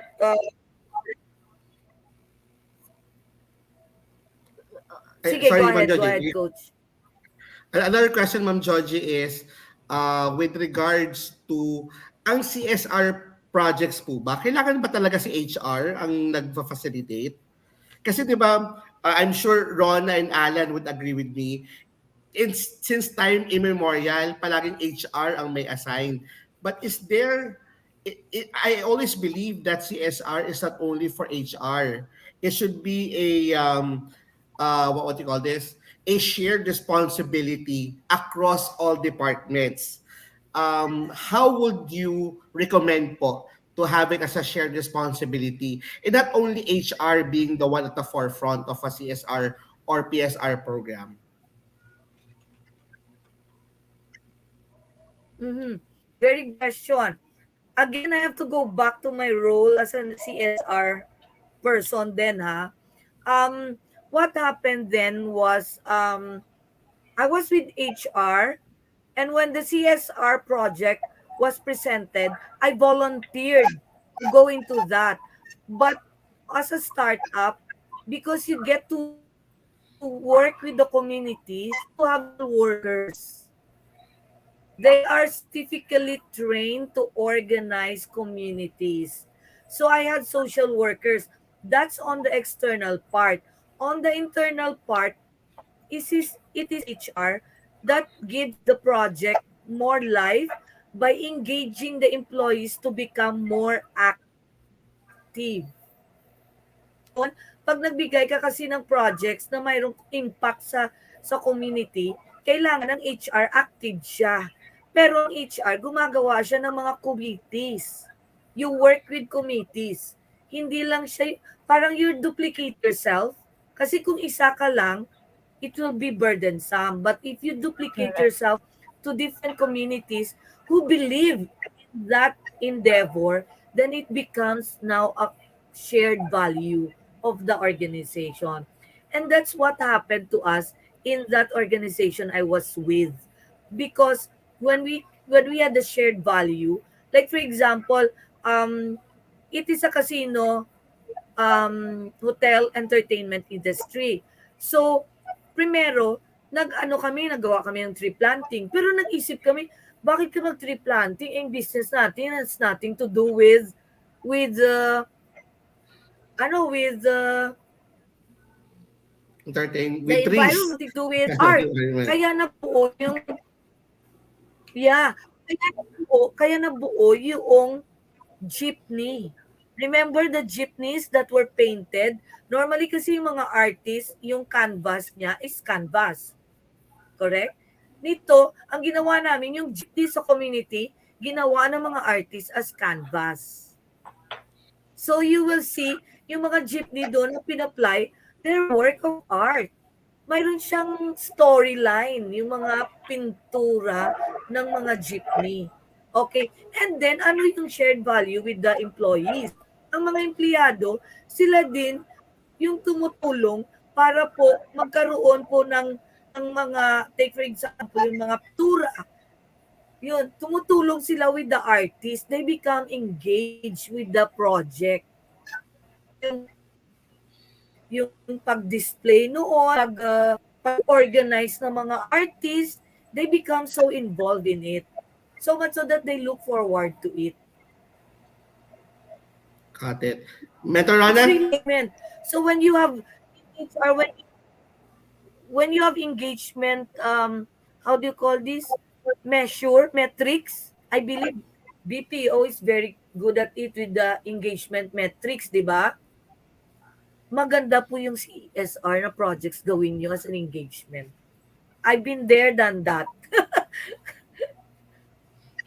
Ang question ko actually is kasi we're talking about personal na social responsibility and corporate social responsibility. Now, how do you ensure that na yung, let's say you wanted to work with the group on the corporate social responsibility, how do you ensure that the personal social responsibility of each of the members do not clash with the corporate social responsibility, and hindi rin nagkakaroon ng tipong dapat yung project kong ituloy natin, I'm advocating for this, yung hindi siya nagiging condescending.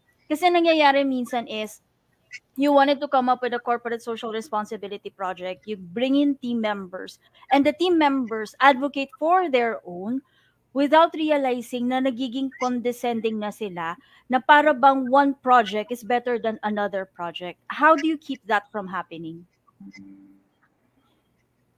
Very good. Para siyang mayroong, kasi remember may budget. Mm-mm. May budget ng company to it. Aside from that, pwede naman sila mag-increase ng budget on from their own market. But basically, there is the project. Mayroon kang parang, they will present it parang in alignment with the value, with the thrust of the CSR for the year. So, kunyari, trust ngayon ng CSR ng program yung for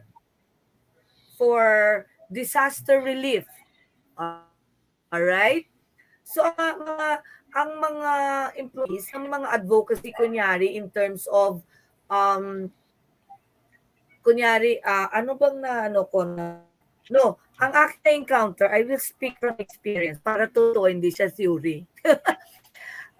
Yung LOVE, yung League of Volunteer Employees, okay, may mga advocacy sila na gusto nila yung mga magulang nila na matanda will be taken care of. So, ang commonality ng mga employees who group themselves to visit the home for the aged para may exposure sila on what are the dilemma of the olds, ano yung mga needs ng mga olds para vis-a-vis their own parents who also old. They group together and they volunteer their time and even money. They add budget to it kung kulang po yung budget ng sa kanilang gustong mangyari doon sa target na home for the aged. So, sila yung may commonality sila. Sila yung nag-group. They may call out sila na, oh, who wants for this summer to go into the home for the aged, for the street children, for the ano pa bang ibang ginagawa nila. But most common talaga yung mga NGOs na pinupuntahan nila eh. So the volunteer, I do not know whether may nagka-clash because it became true, hindi siya yung nagiging condescending, parang kang, alam mo yun, parang matunog ka within the organization, walang ganun. Kasi parang ganun ang dating ng CSR among employees. Hindi ka pwede mameke.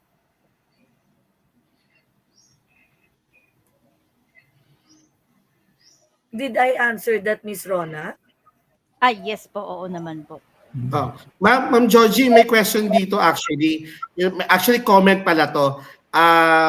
Sa kanila daw, the CSR program is ang naging issue nila is, the CSR program are very successful in helping people in the communities. Pero napapansin nila, they cannot support their own employees. Yun. Okay. How would you balance that, Ma'am Joji? Kasi 'di ba parang you're putting your money in CSR, tapos mga employees nakikita gumagastos sila sa external, pero kami mga Yeah. employees wala kaming insurance, wala kaming healthcare, wala kaming ganto ganyan, 'di ba? So Yun. it Ma'am, it creates the motivation. Ma'am, before you answer that, kasi yung question ko related dyan eh. You showed us a triangle kanina. Sa taas yung economic, legal, sa baba, another side naman yung philanthropy. Yun yung philanthropy, no? Kaya lang sa gitna, ethical, yung ethics. May mga companies, similar to yung question, they are very good in philanthropy, tsaka yung dalawa pa, pero pagdating sa ethics, they're doing a lot of violations on labor laws, may mga unethical business practices, parang nagmumukha tuloy fake yung kanilang effort na CSR. How can they promote PSR if they themselves are not a good example? Parang fake lang. Ano you call that? What do you call that? Um, um, may term dyan eh. PR. Lip Sinasabi service lang, lang. oh, lip service or Service. may blunt term dyan, eh, hypocrisy ang tawag na iba dyan. So, what can you say about these companies? Wait lang, Ano wait pong lang. Siguro advice? ano Eto. Alan, ang perfect Andi, anong example ma-advise dyan. mo sa mga HR para dyan? Sige, sige, Darwin. Alam, Ano perfect if, example niyan pag merong what you call this, pag merong natural disaster or calamity. yun. Masi-CSR si company sa ibang lugar, pero yung sarili nilang employees, hindi nila Walang, matawagan. O kumusta na ba kayo? walang Nabaha ba kayo? ayuda. Di ba? May ayuda ba kayo? Yeah. PR Kumusta lang, po pogi yan? points. Ayan. Yun po. Oo. Paano kaya natin Very good. Very good. Okay, very good example. I'm just fortunate in my past life that maayos yung setup. Okay? Ang importante kasi, as an HR ka ha, hindi ka muna CSR or PSR, HR ka. Hmm, The benefits are all in place before you yun. even venture to that. Kasi, yun nga, ang sabi ni Coach Alan, hypocrisy na yan. Magpakatotoo tayo. Parang bago ka nga mag-donate, sa bahay muna. Yun. Alright? So bilang HR, yun yung ikaw yung magiging, I should call, konsensya ng kumpanya. Kung ayaw Yun. makinig sa iyo kasi the decision makers are really more into PR, wala ka na magawa. Yun ang reality. Di ba? Reality. Kasi hindi naman natin kumpanya, kung atin yung kumpanya, we can do that. Pero being an influencer, dapat maganda yung influence mo into the organization that you're able to talk and to make bulong to the top decision maker na ay, sir, ma'am, you might want also to look muna to our employees na victimize disaster sa kanilang bayan, mga Yun. gano'n. Yun ang Yun yung dapat dapat gawin na ng pagkukulan HR. ng tao, oo. So, nandun yung gray boundary already between CSR and HR and PSR. Mm. Kasi Mm. that's ganun ang HR eh. Tao kasi tayo eh. We really look into the welfare of the employees. Ganda po ng sinabi nyo tayo, yung conscience. So ISR and PSR is basically a practice of conscience, no? So we can also inculcate that particular value to our employees and even to the employers, no? Yung conscience. Huwag naman Mm-mm. kasi kung walang conscience puro PR na lang tayo. Walang Yes. kwenta. Correct. Yun yung dangerous ng ano eh, ng CSR kung ginagawa siya as PR. Yung pag Mm. PR, hugas kamay ka na as an HR. Wag ka, wag ka. Wag ka. Mm. Masira ka pag PR lang. Yun. That's my own personal take ah. That's my value already. Alam mo yun eh, na pag PR lang, wag, don't go into that. Yeah. Tsaka ano sa employees din kasi there is a study conducted recently that millennials are more impressed with companies who are engaged in CSR because they have their PSR themselves. They are into spirit of voluntarism. Tapos kung makikita nila yung company nila na talagang sincere sa kanilang CSR, then they would develop that loyalty and that sense of increased morale also when they participate. Kaya sana maging sincere din yung mga companies. Di Yes. po ba? Perfectly said, Mr. Alan. May That, nag-comment dito, Ma'am Joji. I often hear about CSR but not PSR. This talk made me realize that they actually go hand in hand. By encouraging implementing CSR activities, we're actually ingraining the values of PSR among employees who participate in such activities. Kumbaga, it's a 180 degree. Kumbaga, kung ang isang employee wala pa siyang PSR, dahil sa CSR ni company, nagkakaroon siya ng PSR. Diba? Yun. Instead of the employee meron na siyang PSR at nagsusupport lang siya sa CSR ng company. For those who Mm. do not, we are planting, sa kanila naman daw to, sa kanila, they're planting the seeds of PSR in each one of their employees. That's a good start. Baka yung company to. that actually is my journey. Because when I was doing the job of CSR, eventually it led me to have my own advocacy, my own stance of where I do. Like when I got hold of the carbon footprint calculator, I did it myself. I didn't ask anyone. I did it myself. I determined how much carbon footprint. I decided to lessen it in these activities. I did it on my own. Sabi ni Sir June Aspasio, PSR starts with the own. CSR The starts owner. with the inside the Owner. employee first. Oo. The owner Owner. pala. PSR starts with the owner. PSR starts from the inside the employee first.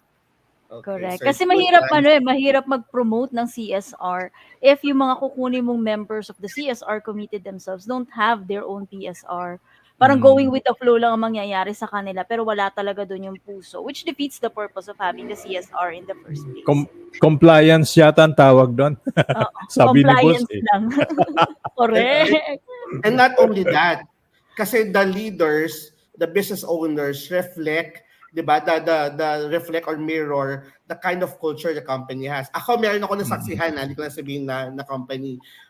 Yung ano nila, yung kanilang officers, they decided to have a CSR activity to clean the Pasig River. Pero yung mga officers nila, diring-dire doon sa diring-dire doon sa paghuhukay ng mga dumi sa along Pasig River.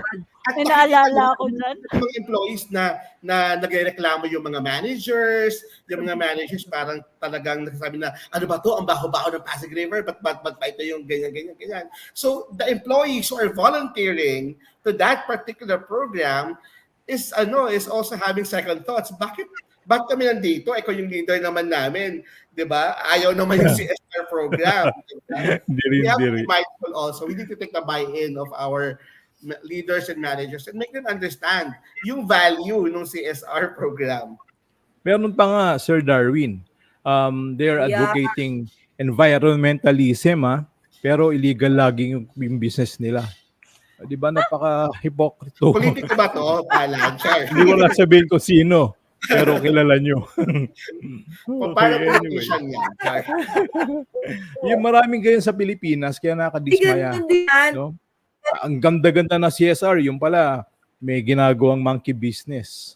Yun yung problema natin. Mentor Rona, siguro I have a question for you with regards to this question, to this topic. You've worked with international companies also. How does international companies ano nila? Kumbaga yung kanilang philosophy when it comes to CSR and PSR. Are they supportive or is it something na it's just a box the good to have or good to do, parang ganon? Actually, yun nga yung nakakagulat, at least for my own experience. Most companies, international companies that I have worked with, they're very serious about their CSR programs. At hindi ito yung tipo lang na maisipan lang namin na magtanim ng puno, okay na. Hindi. It has to be something that is in line. Talaga may program silang nilalatag, in line with the corporate values and in line with the business of the company. So if our business is IT, hindi tayo basta-basta lang maglilinis ng Pasig River. Ano yung impact ni IT doon sa community natin and how do we lessen the negative impact? So let's say carbon footprint, like what Ms. Georgie has mentioned earlier. If our business is known for lots of carbon footprint, what can we do to lessen that? So Yun. may mga projects about going paperless, making sure na yung and one of the companies that I've worked with, pati yung carbon emission nung flights na tinatakbo from one place to another, mini-measure yun. So, ang usual na tinitingnan pag kukuha ng flights is not just the price point, but the emission, the carbon emission. If that flight will lead to a higher carbon footprint or carbon emission, we won't go with that flight kahit yan pa yung pinakamura. So may mga ganun talaga silang policies. And this is not something na, oh, this is our CSR program. Hindi. That kind of philosophy is actually incorporated in all aspects of the business. So yun yung maganda na nakikita ko doon sa CSR programs ng mga international companies. Sa atin kasi, siguro dahil bago pa lang sa atin yung konsepto ng CSR program, kadalasan nagiging for show yung CSR program. Para Or lang mapakita. they're Yes, Alan. taking advantage of the tax Correct. tawag dito, Incentives. yung incentives. So yun yung Oo. habol nila pero hindi talaga sincere. Meron akong Correct. naisip, ma'am. For example, there are some companies na they cannot do away with plastic kasi yun talaga yung basic product nila eh. Ito, why don't they innovate? Yung mga packaging na plastic, gawin nilang korting Lego bottles na pag pinagdikit-dikit mo, pwede maging blocks na pwedeng maging pader or something like that, no? Kesa itatapon lang natin yung mga bottle na yun, gawin mo reusable. Yung design mismo ng bote, gawin nilang ganun. So magamit ng talagang maayos. So, bahay na gawa sa plastic bottle na talagang kinorting Lego bottle. So why Mm-mm. not, di ba? All of these packaging materials na one-time use, gawin nilang korting reusable na pwedeng pagdikit-dikitin at pwede nang gamitin sa whatever purpose. Hindi ko maintindihan kung bakit kailangan itapon eh. Pwede namang Yeah. gawing ganun eh. Something like that. Yung innovation. Correct. Mentor Naisip ko Alan, lang. yung Mr. sinasabi na Alan, let me just share. Can I share something? Sige po. Can I share something? In one Yes, of Ma'am my Joji. projects, I encountered Chuchi Foundation. You're familiar with Ah, them? Suchi. Yes po. Chuchi, Ano to, the Coach one Dor, in South madalas umattend America. ito nung madalas umattend to ng face-to-face natin dati. Suchi. talaga. Oo. Talaga, a very good, how do you call this, initiative, because they're known in Marikina for doing cleanliness, right? But what struck me with them was when I had a project with them, I partnered with them in collecting all PET bottles, the plastic bottles. So when those were collected with, ang dami ko na collect, as in sobra talaga. And they were happy about it. You know what they do? They send it back to Taiwan. They had this equipment that that that how do you call this? That makes these PET bottles into fibers, and they're Mm. woven into blankets. And these Wow, blankets they distribute during disaster programs nila. And one of galing. that I saw when the heat happened. Those blankets are really warm. And those are plastic bottles. I don't know how come we cannot make it here. Hmm, May question puwede dito naman. para sa atin, mentors and coaches. May I ask, sabi nung Facebook, nung isa nating audience for today, what is our favorite PSR initiative? Let's start with you, Ma'am Joji. What's your favorite? Nabanggit mo kanina yung ano, di ba? Parang being a Okay. vegetarian and for carbon footprint. Is that correct? Is that your Yeah, major? that is my favorite. Being a plant-based, having a plant-based lifestyle has really brought me a lot of joy into my life.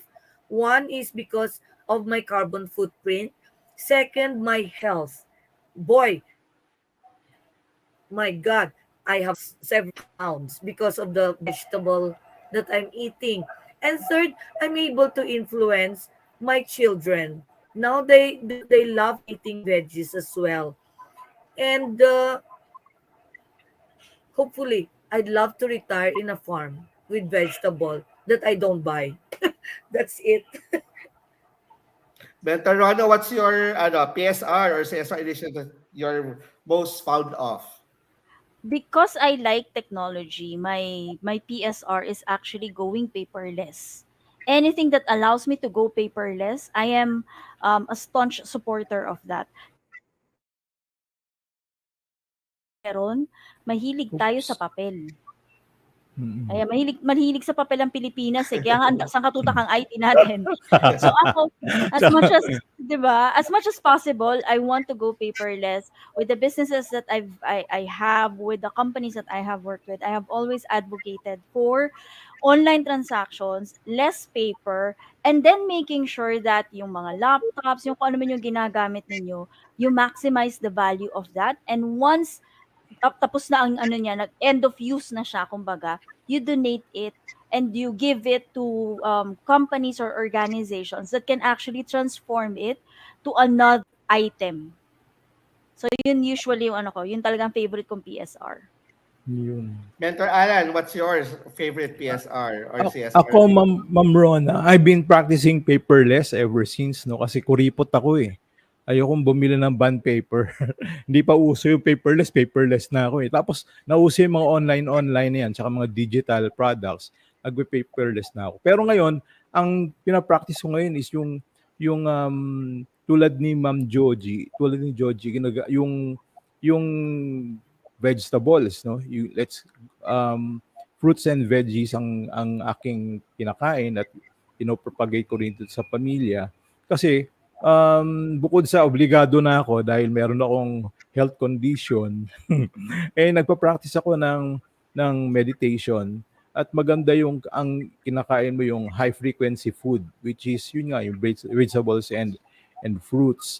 And ang naisip kong project in the near future is in line with that is yung mangolekta rin ng mga bottles para gawin siyang hydroponics. Hindi na ako bibili ng mga tube na malalaki, mahal pa yun, eh. Oo. Hydroponics, no? So, garden lang sa labas pero pagkain mo na rin yun. Diba? So, yun ang iniisip kong in the near future, hydroponics po ang aking iniisip na PSR. Thanks.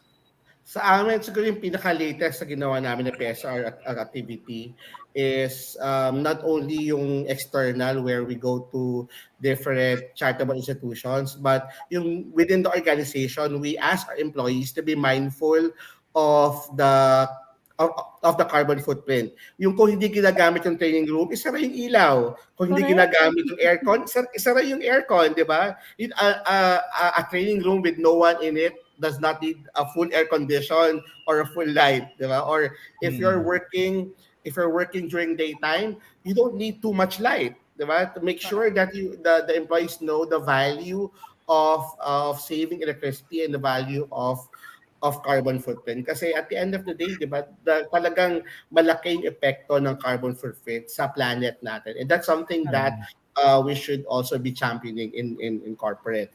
Now, Ma'am Joji, we're already past the hour and we would like to give you an opportunity to please say your last words with regards to your topic. And also, Ma'am Joji, please naman, sabihin nyo sa mga nanonood natin ngayon kung paano nila kayo makokontak. Kasi I'm sure marami sa nanonood ang gusto kayong makuha bilang speaker or bilang isang mentor. How can they contact and reach out to you? Or kung meron po kayo mga projects na ginagawa ngayon, how would they be able to be involved in those projects with you?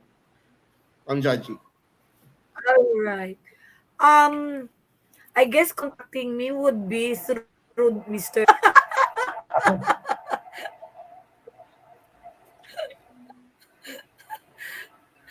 um, my last say is really Covadis. Where do you go from here?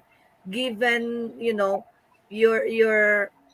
practice and as an HR, your responsibility towards the environment and Covadis. Reflect on it so life may be good at you. When you do no harm, it goes back to you 100-fold. Thank you very much for that, Ma'am Georgie. And again, maraming salamat po for being our speaker for the day, for discussing about PSR, and also sharing your knowledge and your experiences to us and to our audience.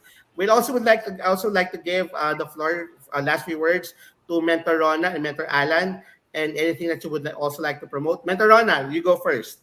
What's your Yes, take on our yes. topic and anything you would like to promote? Yes, kakatapos lang po namin ng understanding mandatory benefits kahapon. So hindi ang ipo-promote ko po ngayon ay yung amin pong course happening on April 1. This is Basics of MS Excel. So kung gusto niyo po na masanay kayo sa paggamit ng Excel, we do Maraming mga have HR ang ano 'no, ang nangangailangan niyan na hindi correct, marunong 'di gumamit ng ba? Excel.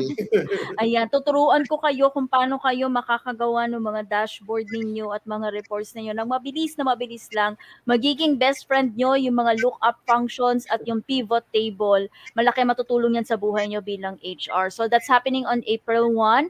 At good news is effective April 1 po up to June 30, meron pong 10% lahat po ng members ng Philippines HR Group. All you have to do is show to us, pag kayo po ay nag-enroll doon sa aming mga courses, show to us a screenshot nung pangalan ninyo within the Philippines HR Group because we are limiting this to those who have been members of Philippines HR Group for at least 1 year. Ayan. So, pakita nyo po, makita namin kung kailan kayo nag-start para maka-avail po kayo ng 10% How can they discount. reach you, Mentor Rona, Siyempre for po, approach? yes, for Uprush, you can reach me po sa Facebook page ng Uprush. So, search nyo lang po yung Uprush Social Geekers. Or you can also email us at support@readyrightnow.com or training-inquiries@uprush-sg.com. Pakalat-kalat lang po ako sa Philippines HR Group. So, pwede nyo rin po ako i-message doon. Ayan. Mentor Thank you. Alan, what about you po? Yun. Sa amin naman, anybody would like to upgrade their HR skills, lalo-lalo na sa organization development, no? Ginawa na naming pre-recorded para hindi na kayo mamroblema sa inyong schedule.